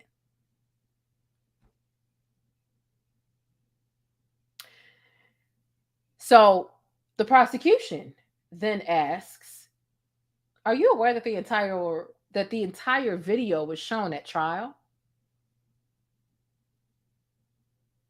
Are you aware that the entire video was shown at trial?" McDavid says, "Yes, ma'am." Prosecution says, "You chose not to watch the video?" He says, "Yes, ma'am. I glanced back and forth, and yeah, there was a female in the tape." Sounds very nonchalant to me. You were watching child porn. But McDavid is saying that he only remembers the part with a man's back, and it appeared to be R. Kelly. But he did name the women, that there was a female in the tape. I only saw the part with the man's back, a man's back, not R. Kelly's back. He's saying a man's back. So he's still trying to position this as if he really didn't know, as if he really did not know. McDavid says he doesn't recall seeing the part where the female on the tape was wearing a distinctive necklace. You remember there's this cross necklace that keeps coming up. It was actually the necklace Reshona was wearing. It was the same necklace that was seen in her passport photo. Prosecution asks, "Did you see any parts where the two individuals were engaged in sex?" McDavid says, "I don't recall." Like I said, the tape was played over and over again at trial in its entirety. How is he still playing bent to this? How is he still playing bent to this? He was there. He was present. They know he was. That's why they're asking this. "Oh, I just didn't watch it." Your job was to have your client's best interest at heart. And his best interest would have been to get him help. So that wasn't your job. Scratch that. Your job was to protect your client's image. Not interest. Yeah, image. There's no way you can protect his image without dissecting what you are protecting him from. How can you say they're lies if you don't watch what's on the tape? The tape was a lie, but I didn't watch the tape.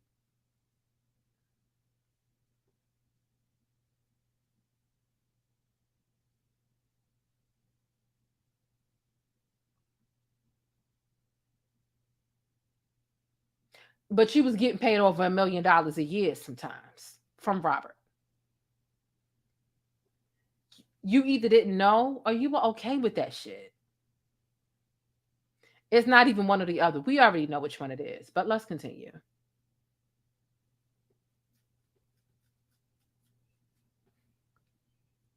So, that's it for cross. Now we got R. Kelly's attorney up asking McDavid about how he delegated the handling of the lawsuits to the lawyers. So here's what Bone Jean gets up and says. R. Kelly's attorney gets up and says, so you don't know the specific allegations in the lawsuit, right? McDavid says, no, ma'am. So she's trying to, I don't know exactly what she's trying to do. You didn't know the specific allegations in the lawsuit. He says no. Comment down below what you think she was trying to do with that. Because I don't think that that helps her client. I think that that would help McDavid, even though it's a flat out lie. How is he settling lawsuits if he doesn't know the specific allegations within them? Help me. Help me. Help. I need help. Help. I'm reaching out to you guys. Give me help. Give me help. Help. Help. We're at the point. We're at the point where everybody sounds weary. It's getting late in the day, right? It's getting late in the day. Everybody's tired, right? We're tired of hearing from McDavid. This is third day. You're not even as interested as the tape collector. The tape collector was actually funny, right? Even though he was dead wrong. And I do feel like he was an extortionist. He was dead wrong. Everybody's tired in that goddamn courtroom.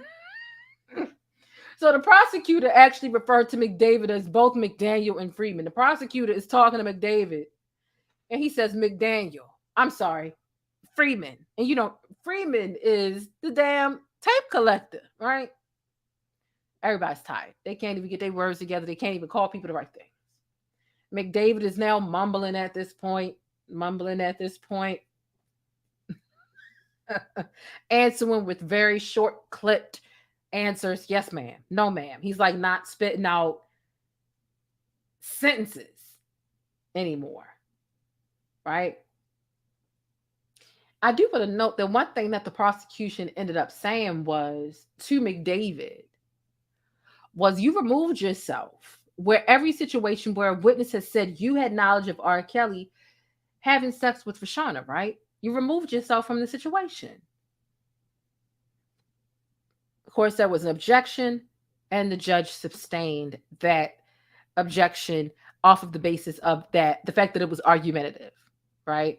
And I said that earlier, like every time, all of the testimony earlier leading up today it was me, Robert, and McDavid. McDavid offered me this money. McDavid was in this room. McDavid was here, there, wherever. He knew about this. McDavid gets up there and says, I wasn't in none of them rooms. He removed himself from all of those rooms. And when the prosecution brought that up, of course it was objected, and it was sustained as argumentative. Okay? But nonetheless,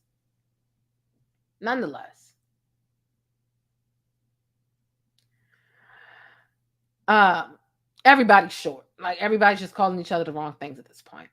Okay? And here's the thing, because we get into this point where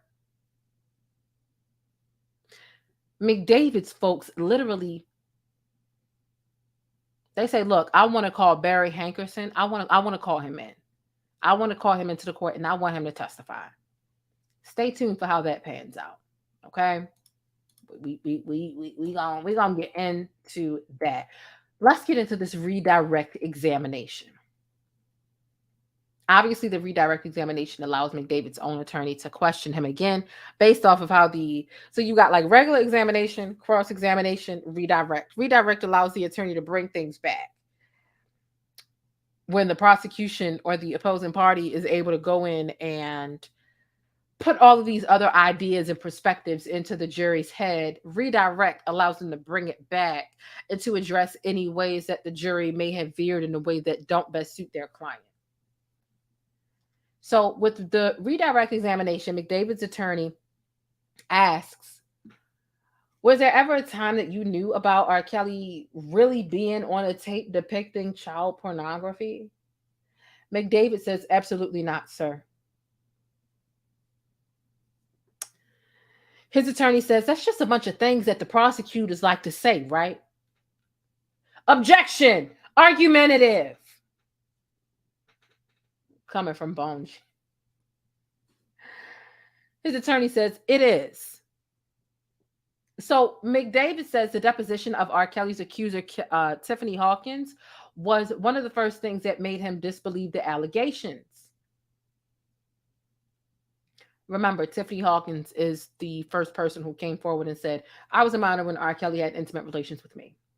And so McDavid's attorney says that the deposition of Tiffany Hawkins was one of the first things that made him disbelieve the allegations.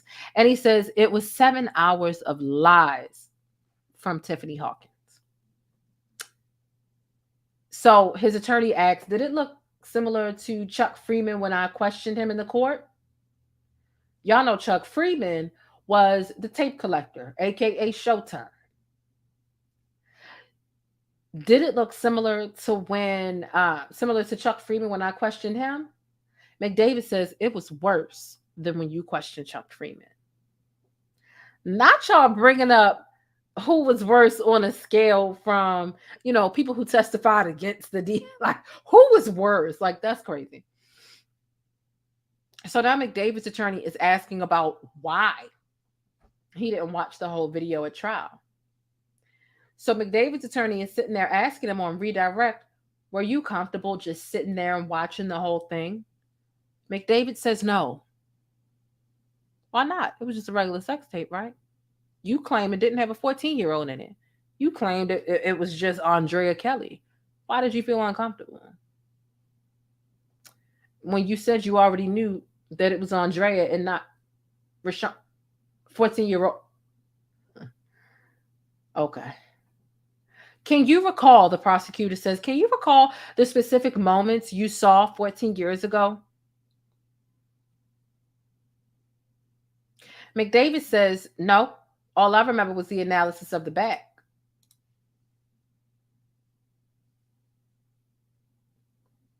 So, prosecutors say that they want to call Barry Hankerson in rebuttal. Okay? This is the part where it really got spicy, in my opinion. Because you know what? Barry Hankerson was brought up a lot. He was brought up a lot. And that's exactly what the prosecution said. They said, Barry Hankerson has come up repeatedly in McDavid's testimony, so we want to call Barry Hankerson in the rebuttal. Like, they're trying to subpoena Barry Hankerson. Okay? And so what a rebuttal is, if you don't quite understand, you've got the prosecution, they set out what it is that they have to say, how they want to testify. The defense has an opportunity to obviously defend themselves, and they give all their testimony to defend themselves. Then there is an opportunity to rebuttal before you get to closing arguments. And because the plaintiff or the government has the burden of proof, the lawyer for that side is then entitled to make a closing argument. And this is a concluding argument. I'm sorry. It's the difference between closing and concluding.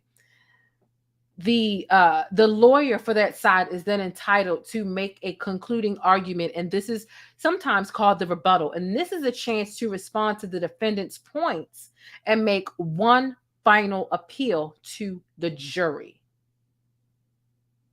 Okay?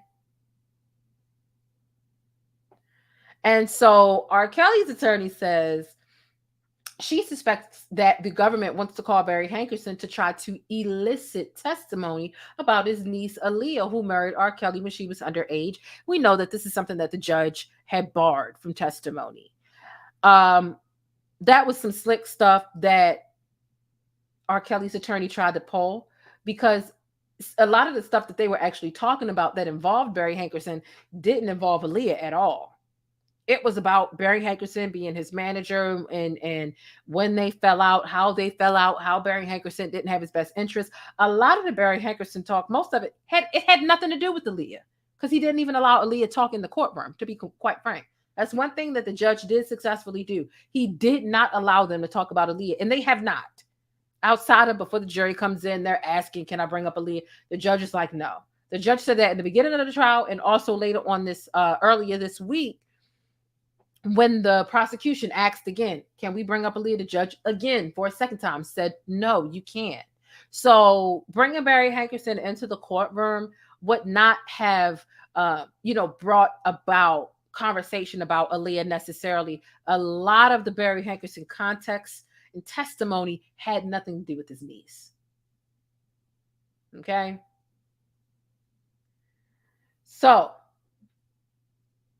the judge says that he won't allow prosecutors. Here's the thing. Yeah. Despite the fact that honestly, I feel like it would have been on and popping if they had brought Barry in there. It really would have been. But the judge didn't, the judge wasn't having it. The judge wasn't having it. The judge literally says, because the judge is really he's trying to run this along. He's trying to run this along. And he says that he won't allow prosecutors to bring in any witnesses who aren't already here to testify. Already here. So it seems like he probably should have submitted, a subpoena request or whatever.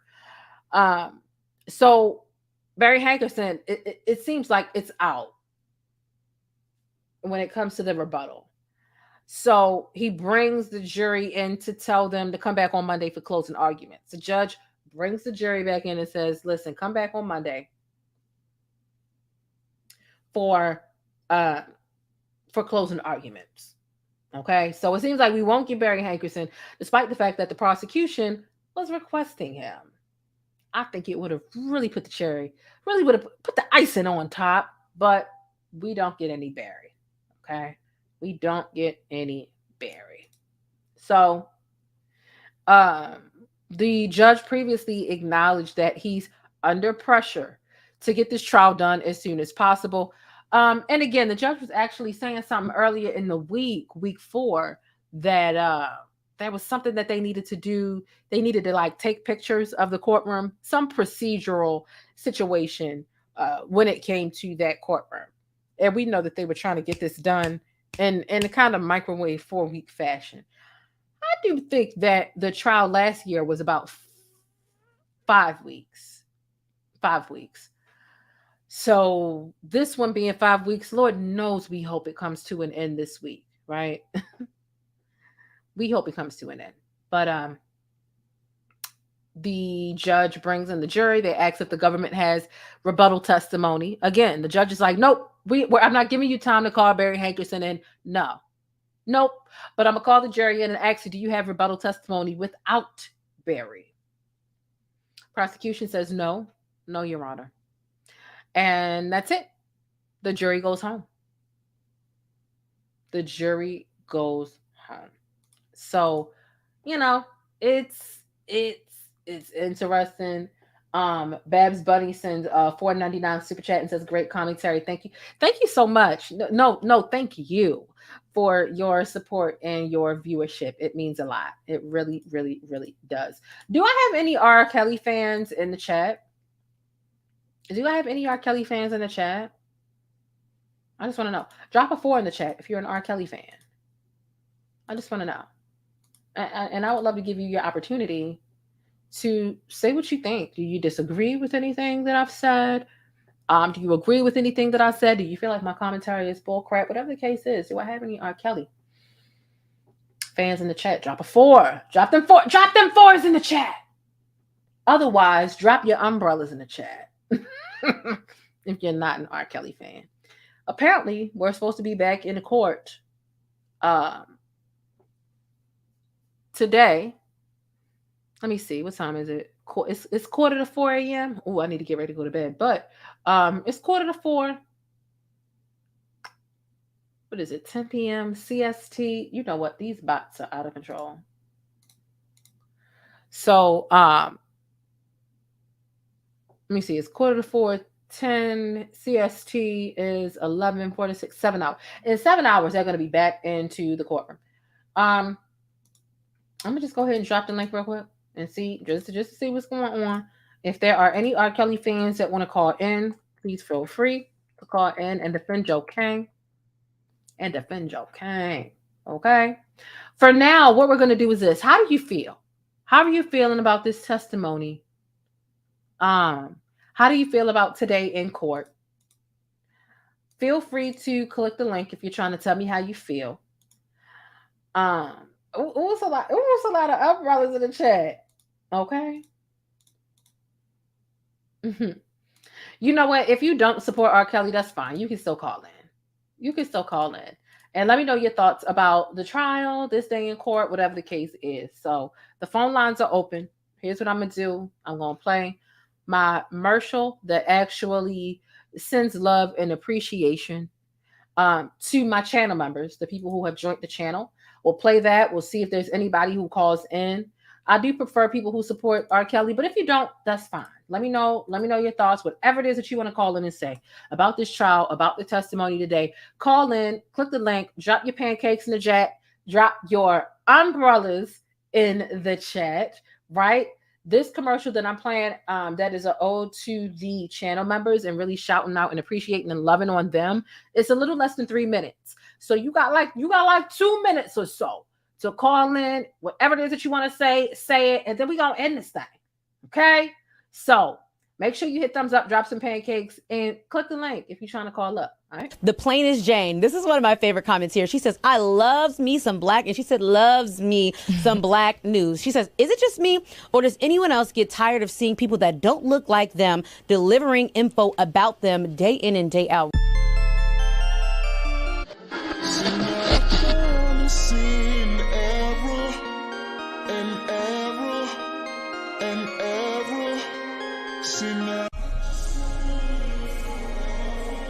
So wait a minute, you ain't joined the channel yet so that you can access special perks over here with the plainest Jane?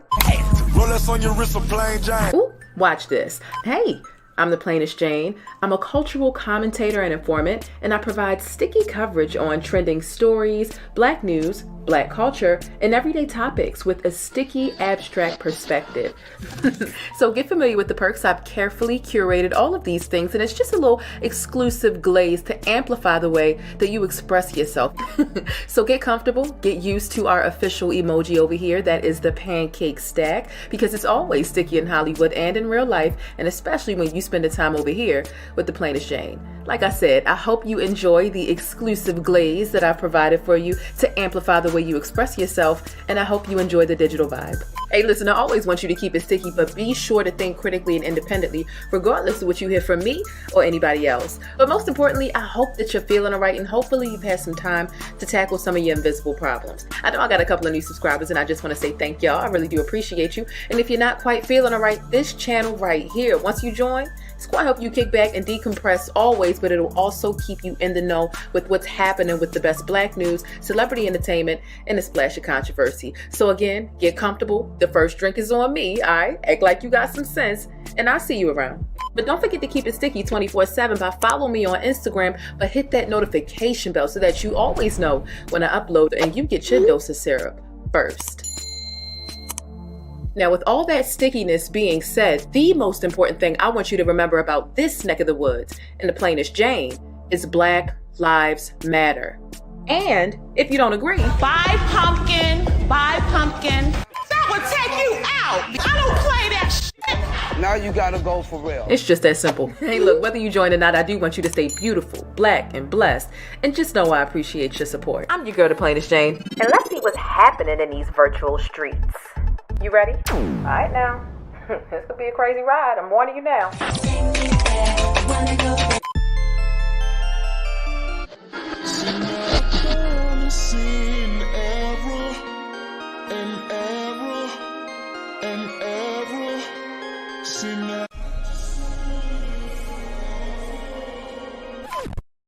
And we are back. We have a caller here. Shout out to the one brave caller at 3:45 in the morning. I get it. It's at least 3:45 in the morning over here in Baltimore, Maryland. Shout out to the Maryland squad. Let's go ahead and bring our caller up and see what she got to say. Okay. Hey, Spicy. Hey, you. What's going on? It's only one something here, 1:45. I'm sitting in our backyard shed because the family sleep, the neighbors sleep. So I'm literally walked in the shed to close the door so I don't bother nobody. Okay. I've been wanting to say this for like a couple of years, and this is the first platform I felt comfortable to say it on. Mm-hmm. I really feel like, and we all know I ain't no goddamn Markel. Let's get that clear off top. Mm-hmm. I really feel like somehow this little unlucky dude then got caught up with a defense team that was put together to sabotage him. I feel like all this stupid crap that's happened, they was meant to do that. I feel like this was their job. I feel like Yeah, they were supposed to make him look bad. They were supposed to sabotage it. I'm just saying. I come from where I come from. I know how trials work. I've never seen no sabotage this deep in all my life. I So really believe why you think he was that these sabotaged? people were put in his life to take him down. Because I ain't never seen no defense team this incompetent a day in my life. That cost this much? My people ain't got that kind of money. How you got that kind of money in your team this incompetent? They want to take him down. And I ain't talking about like, oh, I'm not no R. Kelly fan.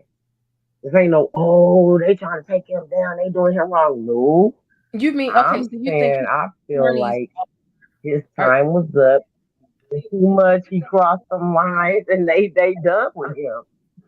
But you feel like they sabotaged him. My thing is, if you feel like they I'm sorry, sabotaging I him, if you feel like they sabotaging him, and they aren't defending him as good as they could have, what would have been the proper defense to really get him off from these accusations?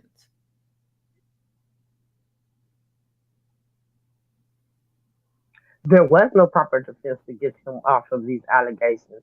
At some point, this is where he was supposed to end up because he didn't follow some type of rules that somebody set up. He just kept going and going and going. And this is how they gonna take him. I mean, now let me clarify that. I don't feel like they taking him down.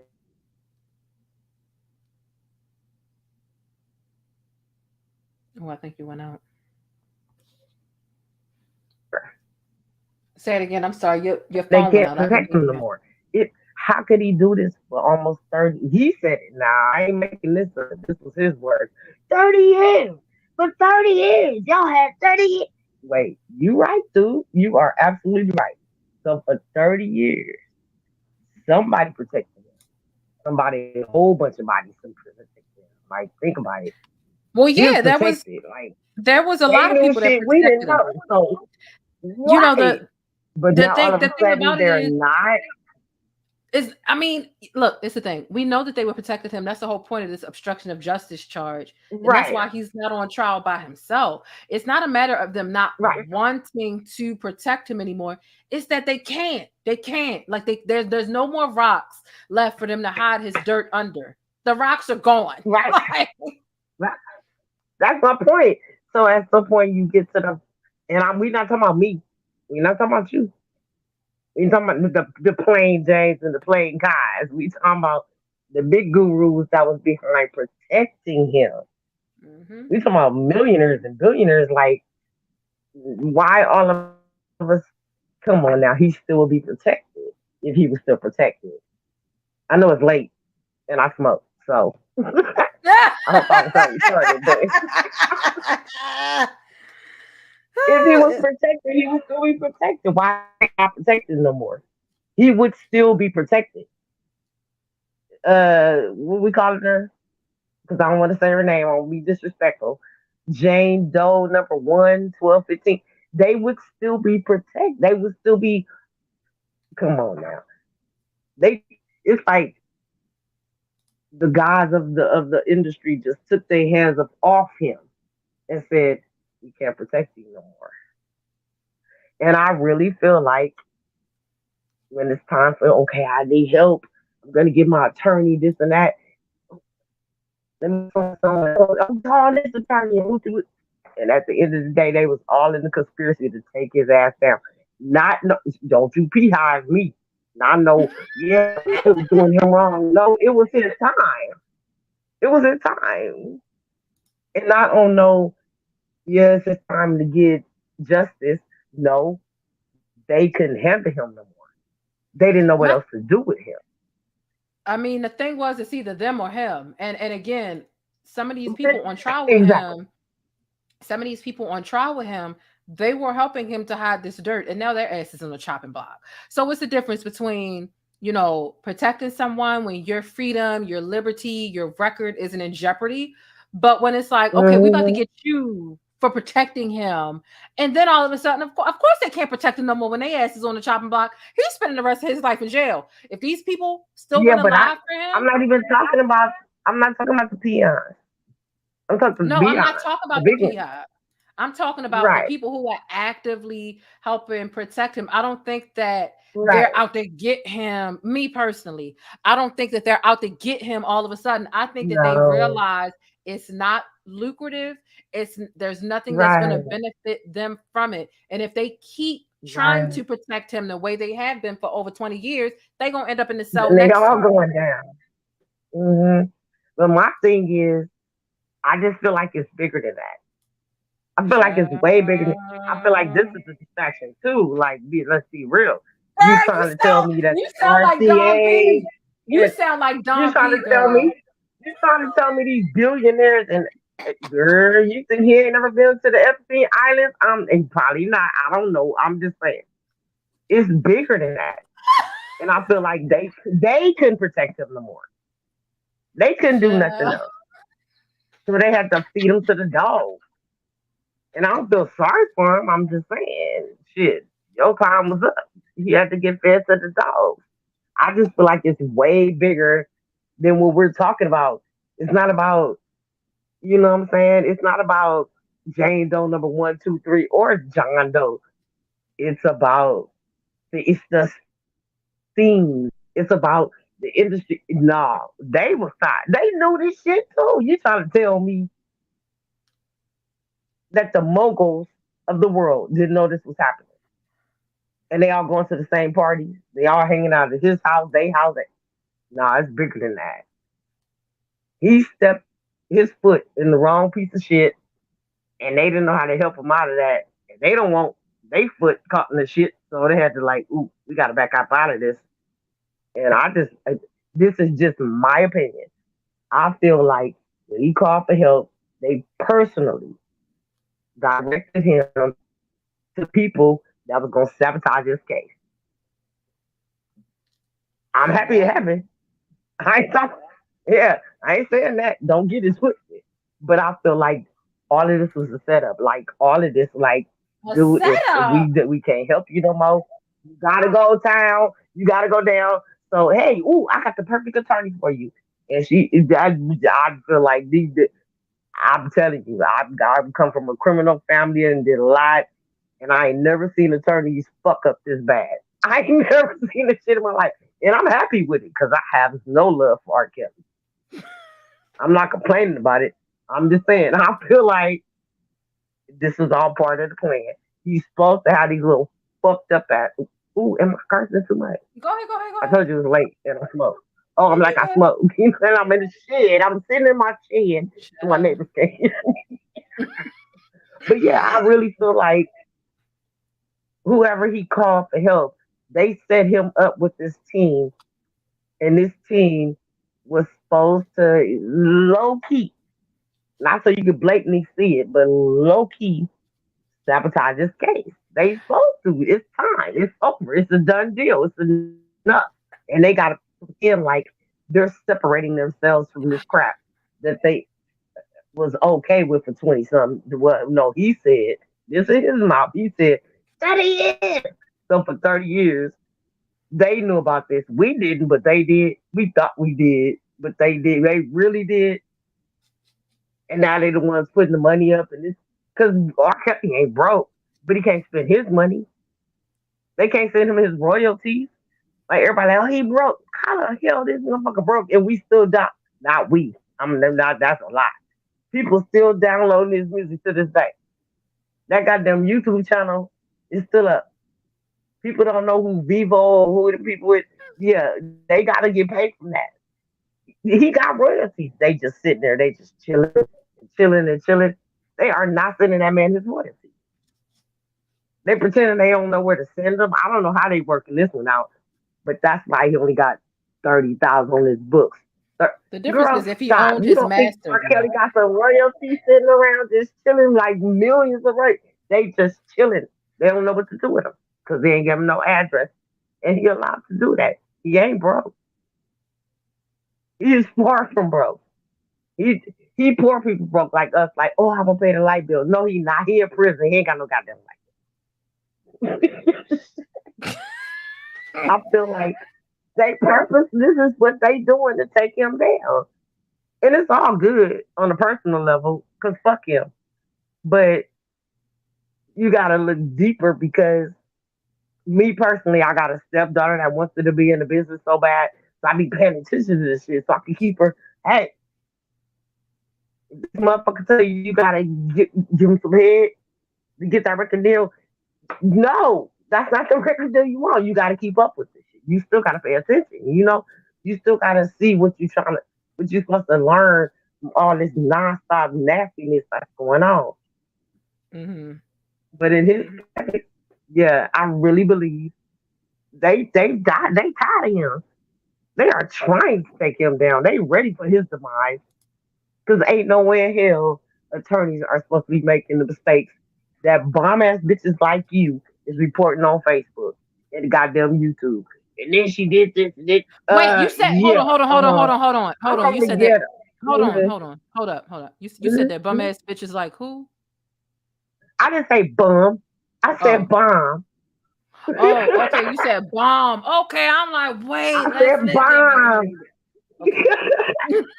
There's no way that bomb ass bitches like you should be able to catch the legal shit that don't make no sense. I mean, that's because and his attorney don't catch it, but his attorney don't see that. That don't make no sense.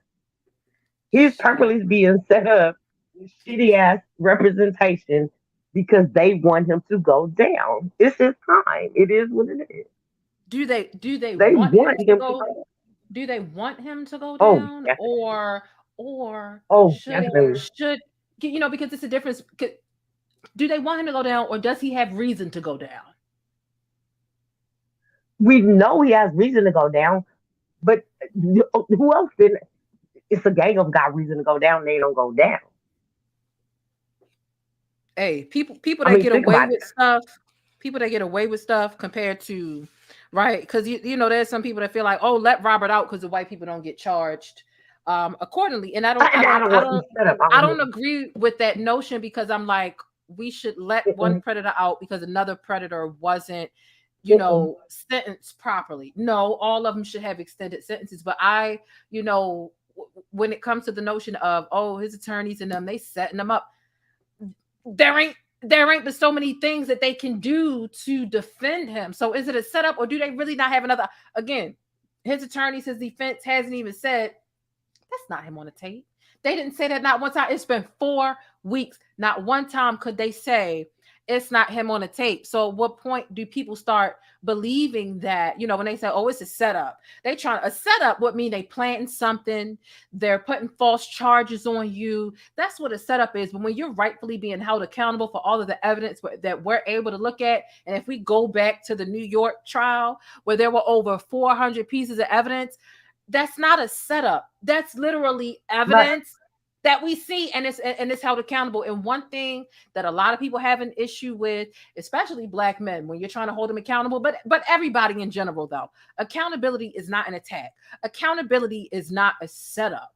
So Robert being held accountable and being penalized for these things, I don't personally think that it's a setup. I think all of this stuff over the years is finally catching up to him. There's no more running from it. There's no more people that can cover and lie for you because even those people are being found out and are facing time. Yeah. I think we're just looking at it from different. We on the same table. You just on the left end and I'm on the right end. We at the same table. We're looking at it from different sides of the table. Yes, I believe it's a setup. But I don't believe it's a setup, like you said, in the way of, he's innocent. No. What I'm saying is they've been knowing he was guilty for 30 freaking years.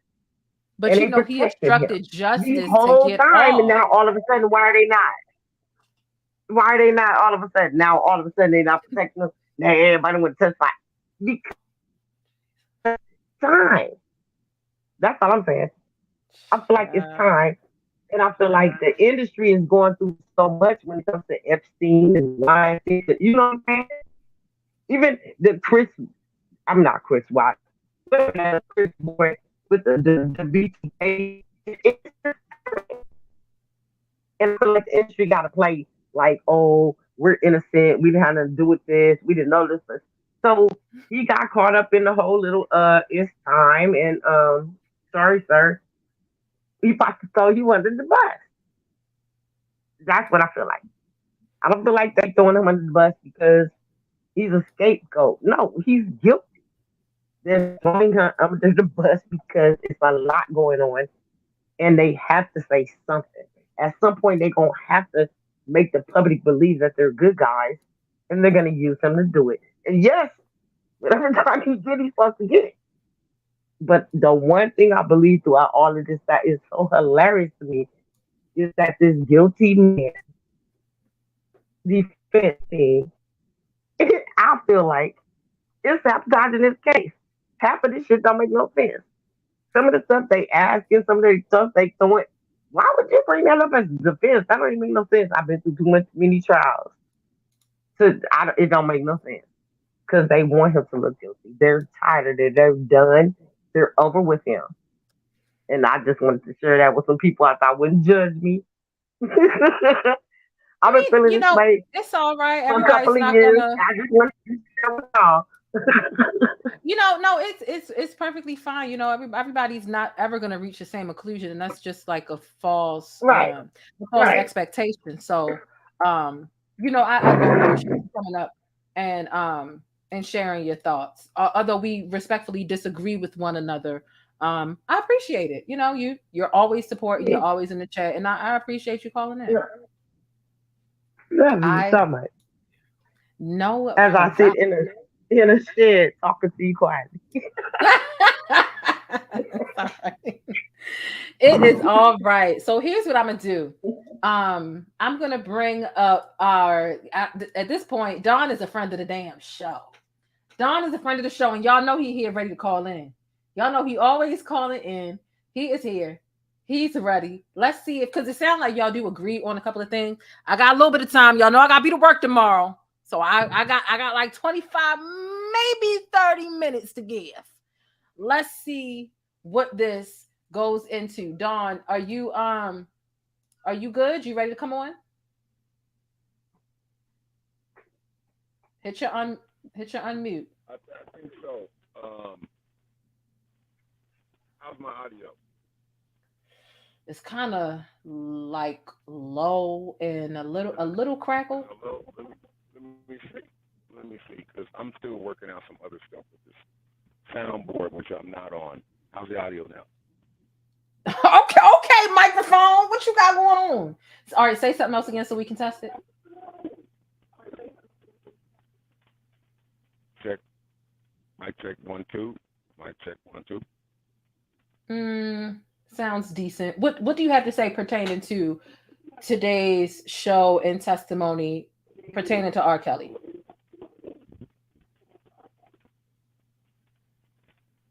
All you gotta do is just look at history. Sure. All you got as it relates to, I mean, the part about the tapes getting sold and all of that stuff, that was interesting. That was interesting, but that was just a part of the bigger plot. See, Don, hold on. One thing. Do you have a fan on? I see your shirt blowing. Oh, I do have air conditioning. Can you turn that off? I think I'm hearing that in the microphone. Let me see. Okay, so how's it now? Sounds a bit better. For me, it sounds the same. I know what I need. So anyway. Yeah, I know what I'm hearing over here too. Yeah. Yeah, I know. Hey, let me just see if I can just go phone alone and see if it'll work out better. Mm-hmm.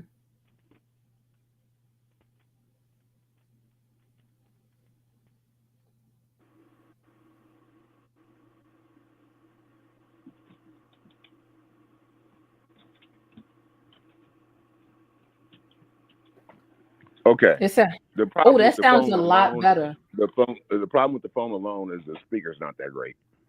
It sounds so much better than whatever was going on prior. Sounds great. Well, I mean, it's the iPhone speaker. I mean, microphone, but the speaker isn't that great. Got you. What you got to say? What you got to say about today? So anyway, yeah, the people that I was talking about, they the ones that was on trial today, if you will. But you got to look at the physical history in terms of who these people are and how they get down. Now, the reason Genuine was leaving that management group was because of being cheated out of money. So wait. I'm trying to understand. I'm trying to follow you, right? Because I'm just trying to make sure. The Hankerson. I'm trying to make sure that this is relevant. So you jumped to Genuine. How did we get there? The Hankersons. Can you walk us through how we got there though? I'm still confused. Okay, I'm just saying. Today was about those people. Okay, it was about Barry Hankerson, right? Yeah, and they about their money. Okay, and just as a character reference in terms of that, this is why the artist I was working with leave. So wait, it seems like you're trying to talk about like your artists and things that are not directly. No. I'm trying to give you a window to look through. Yeah, I need you to speak about things that are directly relative to. Now I'll bring it into what was being discussed today. Mm-hmm.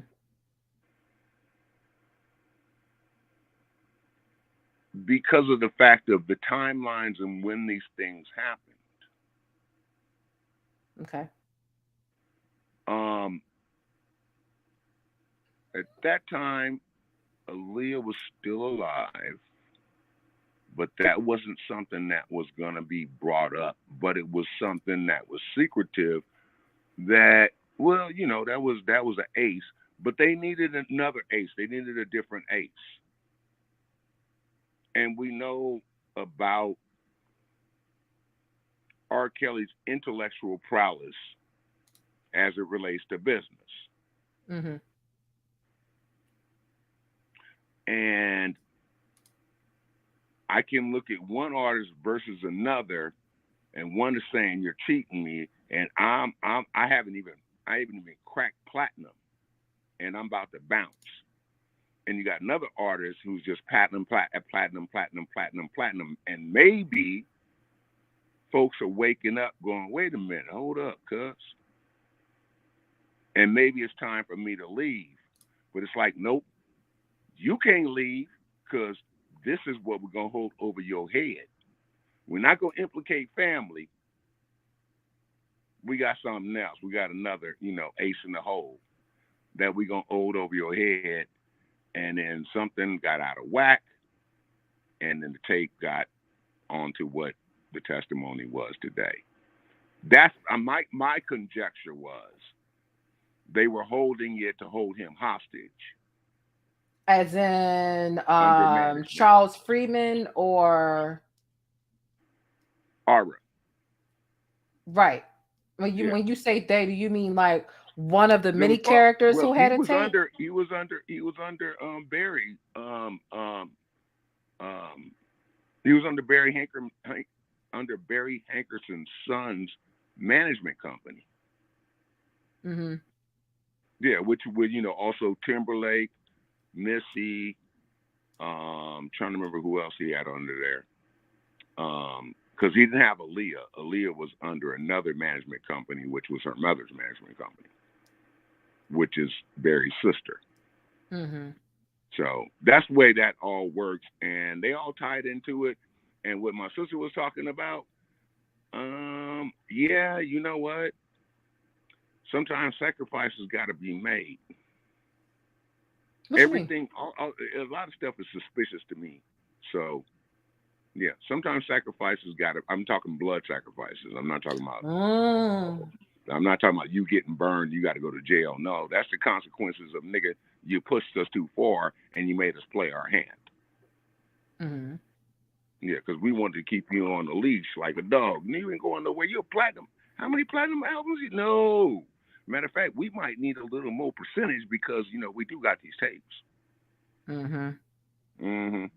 That's all I'm saying. That's all I can add to the conversation. You know, it's just like as close as I could be in what I know why the artist that I was working with left that management empire. It's always about the money. And then, you know, in Hollywood, you definitely have these other things that I was talking about that go on. And some other things before that, as it relates to the media and before the media is disseminated, how it's treated, shall we say.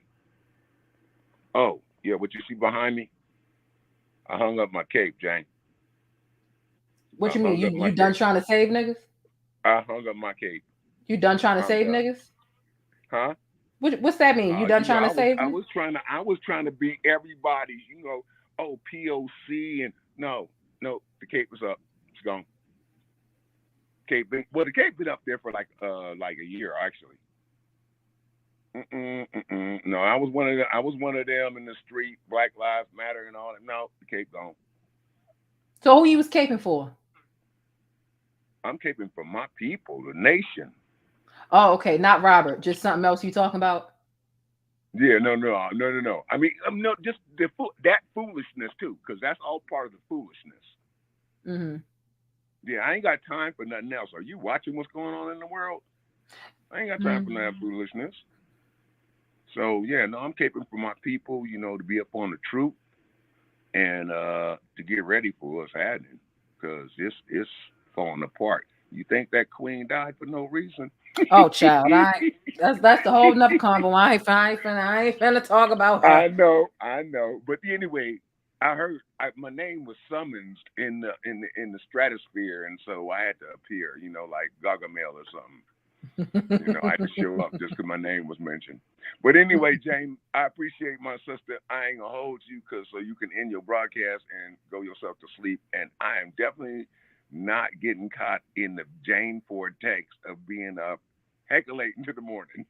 No, because when I have a problem at work, I'm either going to oversleep before I go to work and be late, oversleep on my lunch break, or just be a zombie all day tomorrow. And I'm definitely going to blame you for it if it happens.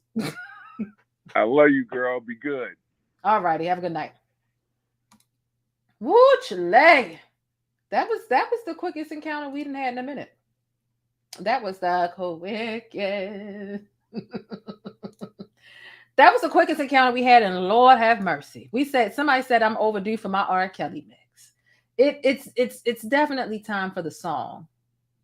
Crystal Edwards, because I definitely wouldn't have remembered if Crystal hadn't put it there. Woo! I was so focused on getting information out, getting it out.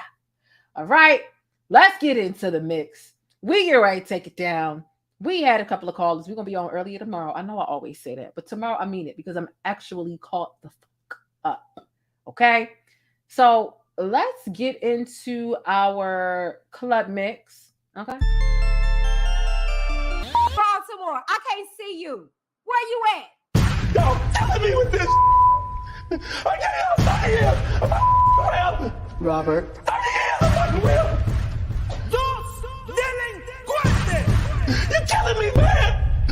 This ain't not about music. I'm trying to have a relationship with my kids, and I can't do it. Y'all just don't want to believe the truth.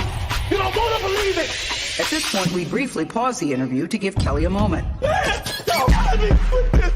Y'all killing me with this. Y'all killing me with this. Y'all killing me. Y'all trying to kill me. Y'all killing me with this. Y'all killing me with this. Y'all killing me with this. Y'all killing me with killing me, man. Trying to kill me. Killing me, man. Trying to kill me. Y'all want to believe it. Trying to kill me. Killing me, man. Trying to kill me. I hope this camera keep going. Stupid R. Kelly. Fight for my life.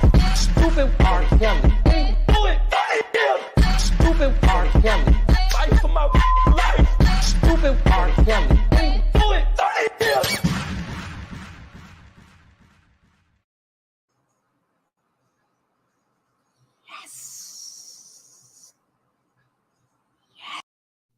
All right now. We got crunk. I usually play it earlier in the broadcast so that we can, have a little mid something going. But look, I was just focused on getting this information out to y'all, and I'm glad that I could. I rate myself after each and every one of these videos when I'm giving y'all. And sometimes I'm really proud of myself. And other times I look back at the video or I just remember kind of what it was. And sometimes I'm really dissatisfied with them, believe it or not. Sometimes I'm really dissatisfied with my coverage. I'm probably dissatisfied with about 30% of the videos that I've done on the R. Kelly coverage, just because I'm hardest on myself. Like, I am literally my worst critic. But I think that that's a good thing because I'm always trying to get better. But what I can tell you about today's video is I'm really excited. I really enjoyed this video. I would probably give myself an A- on this video because I did a really good job of keeping things really concise and breaking things down and explaining them in a way that is efficient, urban, entertaining, and all those other things. Okay, so just know I do beat myself up sometimes when I feel like the video wasn't as good as it could have been, because I'm serious about really giving y'all stuff that's meaningful while y'all go and move along through your life. So luckily, I was pretty much finished with this video. Let me see, we'll be on here for 30 minutes. So the actual, all of the meat and bones of the information was less than 2 hours. And that's what makes me happy. The calls took about 40 minutes, but that's fine because they just calls. But when it comes to the meat and bones of the situation, it was less than 2 hours. So it's not like people have to watch the 2 hours and 30 minutes. It was probably like an hour and a half, hour and 45 minutes of the information and the summary of what was going on in the courtroom. Okay. So, that's that. I know. Yeah, your worst critic, you do amazing. Don't beat yourself up. Thank you. So yeah, that's what that is. Let me see what else. What did Thelma say? He wrecked live, disgusting. Some of these women claim they still love him. Yeah, one of them on the stand did claim that. I can't remember her name, but yeah, she's even married, and she says she still loves him. So, but I'm glad that you all enjoy.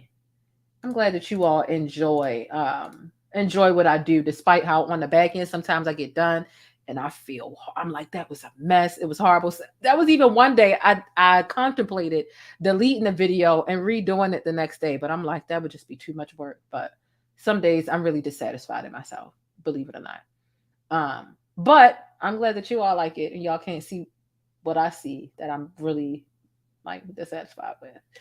Charlene said, Jane, you're a beast, needs you to shoot. Thank you, child. Thank you. B says, I've learned a lot from your channel and spread some of it. Thank you. And be sure to share these videos. Share it on Twitter, share it on Facebook, share it via text message, share it in your group chat, share the thing. I picked y'all up on the bus. Make sure I can pick y'all friends up on the bus too. Okay?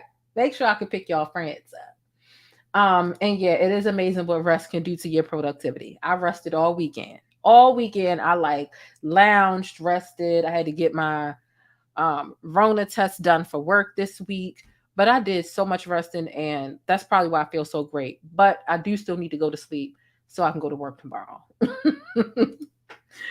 Because I slept all weekend and now I'm like up and wide awake and alert. But if I don't go to sleep before work tomorrow, then I'm gonna be tired. So that's what it is. Someone says, do I allow reactions?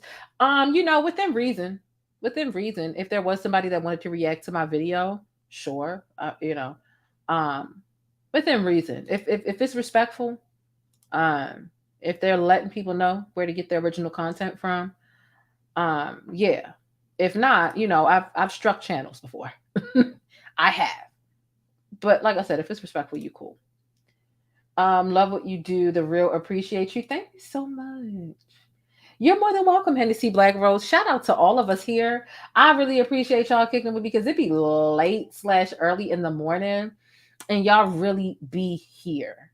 Okay? Y'all really be here. And look, I appreciate that. Y'all know I don't like getting off the line with you. I'm having a problem with trying to end this live right now because I'm like, what can I say or do to stay on here for another 5 minutes? Because I'm always trying to spend as much time with y'all as possible. And instead, I should be getting the hell off of here, right? Fun to be blonde, or notorious fun to be blonde since the $9.99. Thank you for the pancakes. I appreciate the super chat. It says, hit the like for Jane, the best on these YouTubian streets. Period. Okay. Period. Hit the thumbs up for your girl. Okay.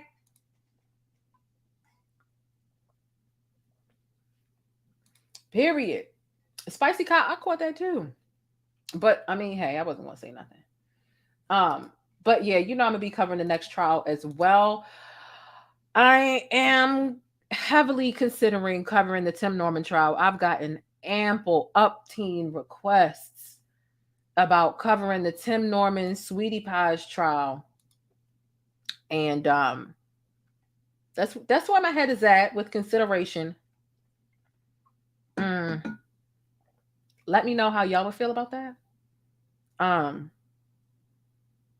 That's where I think that we're going to be headed now. I just need to become more acquainted with that storyline. But it could help that I'm not acquainted with the storyline, because I would truly be unbiased in that sense. Y'all know what I mean? Like, I didn't watch that reality show, Sweetie Pies with Tim Norman and that. I didn't watch that. So maybe if I covered it, it would really be some, here are the facts, and that's it. All right. Well, knows. We will see. It did start this week.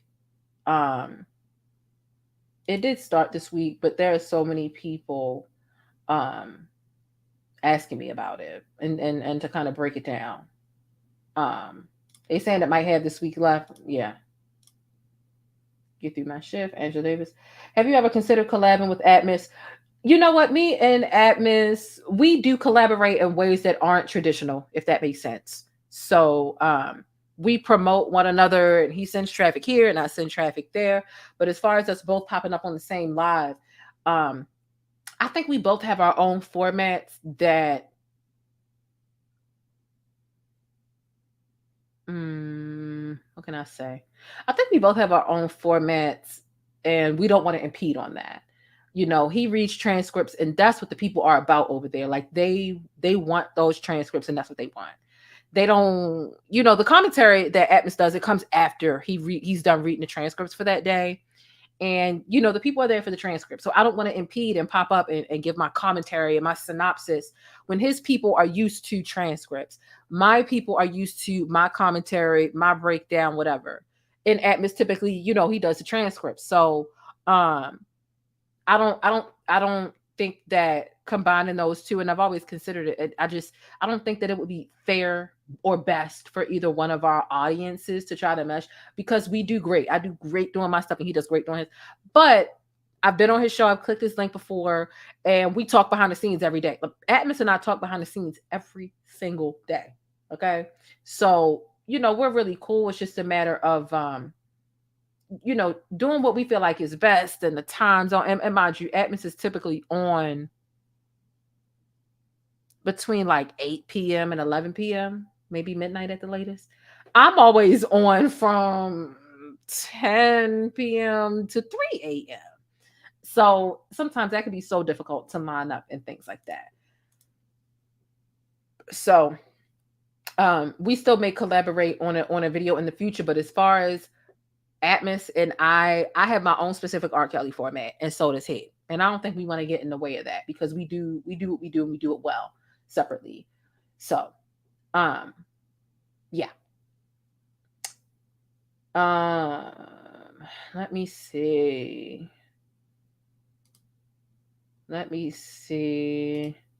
I work nights today, so I'm here for it. Angela Davis says, thank you for helping me get through my shift. You're amazing. You're more than welcome. Thank you so much. And thank you for hitting thumbs up. Nettie says, enjoyed you live. Good morning. I'm going to bed now, child. I need to follow your lead. I need to follow your lead. It needs to be done. I think you give a fresh perspective. Awesome. Awesome. So we compliment each other. Dawn here arguing with y'all. Dawn said, what? Jane, we're glad you got some sleep. Yes, I got sleep all weekend. So far, they're saying Saweetie got robbed and blamed her grandson. She wanted him to take a lie detector test. Yeah, this some soap opera shit right here. See, that's why I wanted to cover it. But the trial started while R. Kelly's trial was going on, which, so yeah, that's that. I like both of y'all. You turned me on to him last year, and I started reading with him. Yeah, I see you always up there helping read the transcripts. You do really good. You do really, really, really good. I'm from the Lou, and that was some files. Please cover it. Okay. I'm here for it. If you choose to talk about Tim and I'm stuck for like, oh, thank you, Crystal. I appreciate y'all. Thank y'all so much for coming through. Thank y'all for spending time with me. It is 4:27 in the morning.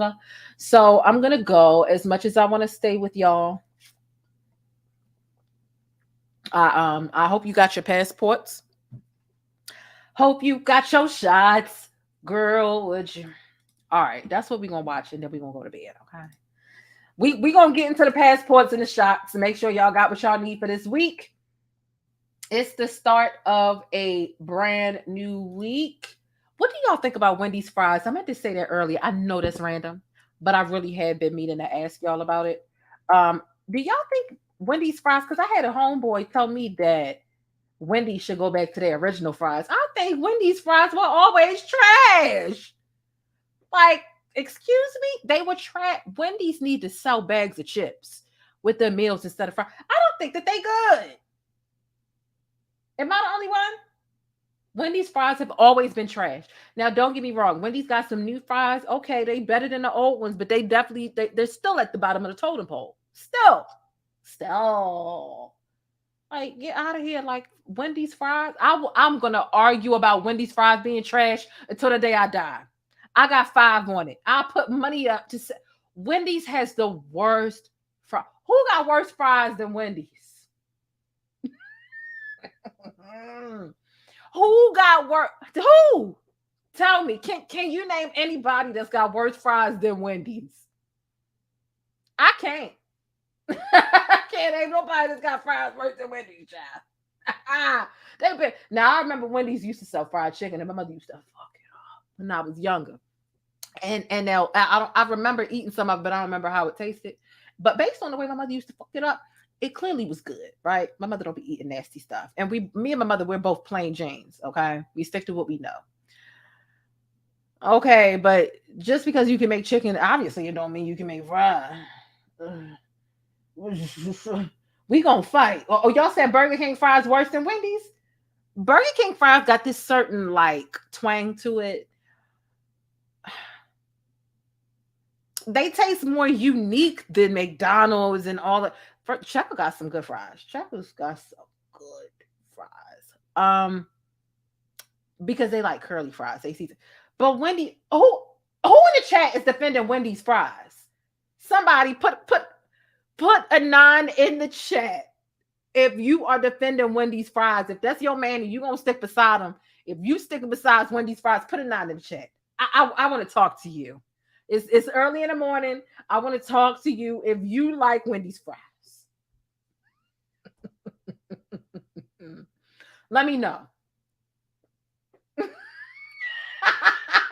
Troll Farm Buggy, you know what? Go to hell. Go to hell. Don't pay Jay no mind. She loved the Taco Bell wings. First of all, what I said was the Taco Bell wings wasn't bad. Leave them moose knuckle pigeon wings alone. They gone now. Okay? Wendy's did used to have a salad bar. Some of y'all are defending Wendy's fries. What is wrong with you? I thought you loved me. What? What? You know what, you guys? I thought, you know what? Y'all sitting here, standing beside Wendy's fries. Who raised you? Who raised you? Now, I've got to go and get Tyra on you because I'll be damned. But you're not. Stop it! I have never in my life yelled at a girl like this. When my mother yells at this, it's because she loves me. I was rooting for you. We were all rooting for you. How dare you? Learn something from this. You go to bed at night, you lay there, and you take responsibility for yourself. Somebody said them Taco Bell wings to him.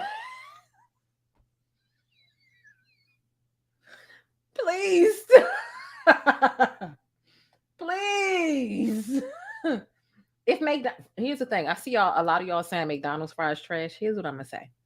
If McDonald's fries are fresh, they're not bad with some ketchup. That's what I'm saying. That's what I'll say. If they not, if they fresh out the grease, they straight in my, but with some ketchup. With some ketchup. Erica Kane said, "We love you." Thank you so much. Thank you so much. I had to talk about these fries, these Wendy's fries. They've been on my mind for a minute.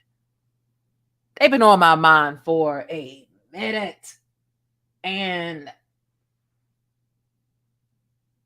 I saw my homeboy say, "Oh, they need to go back to their old ones." Oh my God, the old ones were worse. They all trash. But okay, let me get off. Let me. Hold on. What Dawn say? Dawn said Wendy's fries just come with the meal. BK. Oh, not Burger King got the worst fries. You know what, Dawn? This is the one time where a lot of people in the chat agree with you. A lot of other people say the Burger King fries are trash. Child. They need to sell bags of chips. What would be wrong with Wendy's hooking up with Lay's or Utz and just giving us a bag of, hell, get with Sun Chips. Get with somebody. And just give us a bag of plain chips with the damn burgers and nuggets and whatnot. Forget all of the other stuff. I'm not with it. I'm going to give y'all a little nugget to make sure your fries are fresh with no salt. Oh, yeah, they do. You can always say no salt to get some fresh fries from McDonald's. You can. Some fast food restaurants, it was Chick-fil-A. I pull up the Chick-fil-A drive-through and they've got a sign up there that says, you can't order fries, no salt in the drive-through. Child, they tired of y'all holding up the line because you want fresh fries. But yeah, if you ever want fresh fries, you can ask for it, no salt. It's no different than you trying to order a double cheeseburger or a McDouble or whatever and saying no pickle or no onion. That way you're not just getting one that was sitting there, you're getting a fresh one, But yeah. Somebody said Rally's fries good. I think Rally's is like the same as Checkers. So they season. That's like them curly fries. Somebody said Steak and Shake has the worst fries. Fries and mayo. Burger King fries taste like they came from behind the deep fryer. Samantha, oh my God. I cannot. Checkers, Five Guys, and Wendy's have the best fries. When I go to Burger King, I get the onion rings. Troll Farm Buggy, go to hell. Not you putting. You know what? I don't like Five Guys fries. They're so bland to me. They're so bland. But Checkers do got good fries. And the nerve of you to put Checkers in the same category as them. You out of pocket. Wait a minute. Y'all just to point out how awesome she is. We're talking about fries at 3 a.m. Child. Thank you. Thank you. I am talking about fries this time of morning. And I'm about to go downstairs and warm up. I might probably warm up the other half of my cheesesteak that I had from earlier. From when the Ravens was playing the Jets. And we won. The Ravens played the Jets and we won. And let me tell you, because I'm a woman, right? I'm a girl. And I just realized that what's our kicker name? What our kicker used to be? What the hell was his name?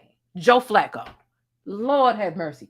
I saw him playing against the Ravens in the Jets uniform. Please. That took me by surprise. And I'm not even a sports type of gal, but I do remember some of the basics because I'm here in Baltimore and I've met quite a few of the Ravens over the years, from like literally Matt Stover, Flacco, Ray Lewis. What's that other man? Oh, he's ugly as shit. What is that ugly man's name? He poured bleach on his wife. Oh my God, what was his name? What is his name? Oh my God, why is his name leaving my mind? I've met Ray Lewis. Oh my God, the ugliest Ravens player that ever was. And I hate to say that. Y'all put the name in the chat. Who am I thinking about? Oh my God, his name is not coming to me right now. Ravens player. I know I can search pour bleach on his wife. Bleach. Terrell Suggs. I didn't even finish typing it. That's his name. Yeah. All those people. Met all them people. And Yeah, so I'll be remembering the faces. It's just some of the faces stay in my mind for a long time. And it threw me for a loop that Joe Flacco was playing for the other side. But nonetheless, at this point, I'm just rambling about my day because I love y'all. I didn't want to go away. Let's go and see if we got our passports and our shots, and let's get out of here. Shall we? Hey, thanks for letting me keep you connected and in the know with what's happening in the Black world. Don't forget to smash on that like button for support and for more Black news.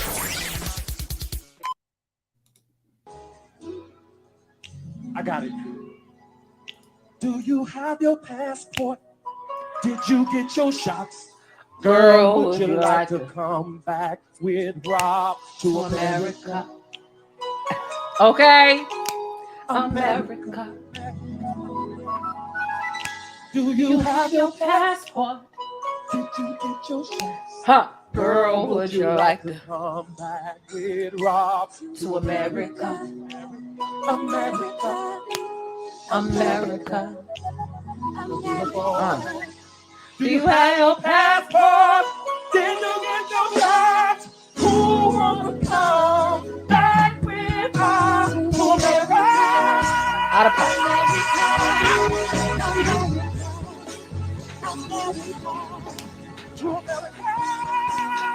He is so out of pocket for this. This is some of the evidence, though. This is some of the evidence. I got it. You wasn't recruiting. Do you have your passport? Did you get your shots? Girl, would you like to come back with Rob to America? America. Do you have your passport? Did you get your shots? Girl, would you like to come back with Rob to America? America. America. Do you have your passport? Did you get your shots? Who wants to come back with us to America?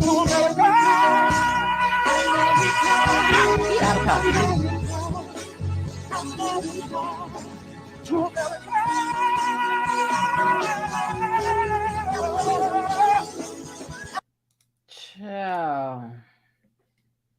Child, get him out of here. He's over there recruiting in Ethiopia, making them faces. Where's my Martin? He's over there recruiting in Ethiopia, acting like he was never recruiting women's girls, whoever. I can't. A hot mess. What can we expect tomorrow from court as we wrap things up? We can expect closing arguments. Will the jury be deliberating tomorrow? Not quite sure. Not quite sure if the prosecution is going to have 3-hour-long closing arguments, etc., and so forth. But we can expect those. So the trial should definitely be wrapping up this week. The judge seems like he's really anxious to be moving stuff along. Like, he's not letting them lollygag and waste time. He wouldn't even let them drag Barry Hankerson into court, which Judge, come on. We needed a little bit of Barry in the courtroom. Like, we definitely could have used a little bit of Barry in the courtroom to give us some of the information. So that he could have just really given that anger and that wrath towards Robert. But we didn't get that. So we'll see how court continues this week. And we'll be back. We'll be back tomorrow. We're not behind anymore. I had Friday when I came live, I literally had 3 shows to give y'all, but I only got through 2 because it was 7 a.m. when I got done.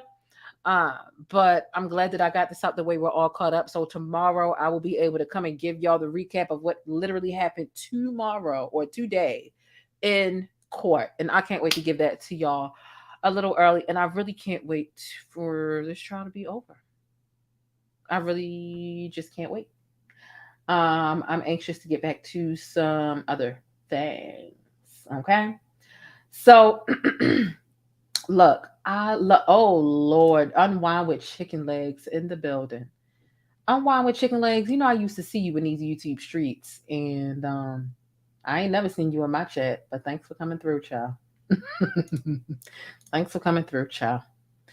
All right, we are going to get out of here. Lily, this is what he sings the lullabies to his victim as he makes it range. A hot mess. Look, I'm sending y'all positivity, good vibes, and all that stuff as always. This is the beginning of a new week, right? It's still Sunday night for me. I'll go to sleep and I'll wake up and it'll be Monday. But this is the beginning of a new week. A good day, a good week, a good anything is decision over circumstance. I really hope that this week that you make the decision that this week is going to be amazing, prosperous, and intentional for you. You have the opportunity to make that decision before the week happens to you, before the days and events and they happen to you, and you blame what's going on in your life, what's going on in your world, before you blame that on the circumstances around you. This is your opportunity to get in your head before the week happens to you. And so I hope that you're able to do those things and have a good week that's beneficial to you.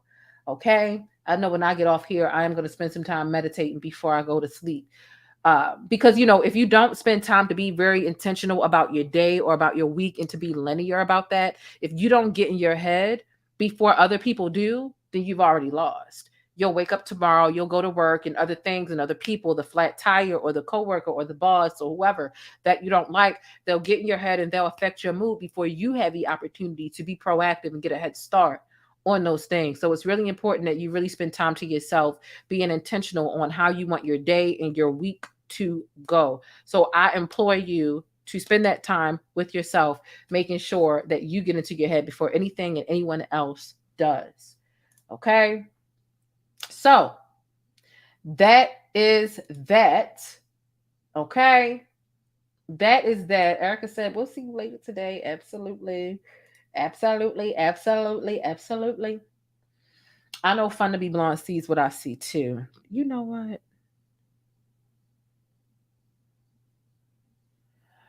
And so I know you see what I see too. Y'all have an amazing day. Y'all have an amazing week. I'll catch y'all later on today. Don't forget to check the community tab, whether you are or whether you are not a channel member. There's definitely something there for you. Okay. It's time to face it, boo. Your product needs more exposure. If you want to see your ad here on my channel, be sure to shoot an email over to yt.theplainestjane@gmail.com and let's chat. But if you're new in my neighborhood here on YouTube, hey, I'm the Plainest Jane and I provide coverage and commentary on trending stories, viral events, and Black culture. I definitely appreciate you stopping through and hitting that subscribe button if you'd like more of my particular brand of syrup.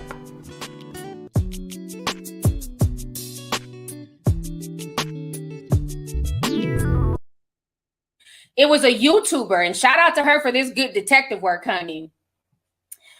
She's the one who went and was able to put 2 and 2 together. The Plainest Jane. That's the person's name, the Plainest Jane. I couldn't think of what their name was on the podcast, but I wanted to go ahead and shout them out. They're the ones who did the work. All right. So, like I said, shout out to Plainest Jane. She's the one who put that together. So Shekinah was not lying. So when Tiny came back on some, oh, she's making it up, sounded like Tiny's voice to me.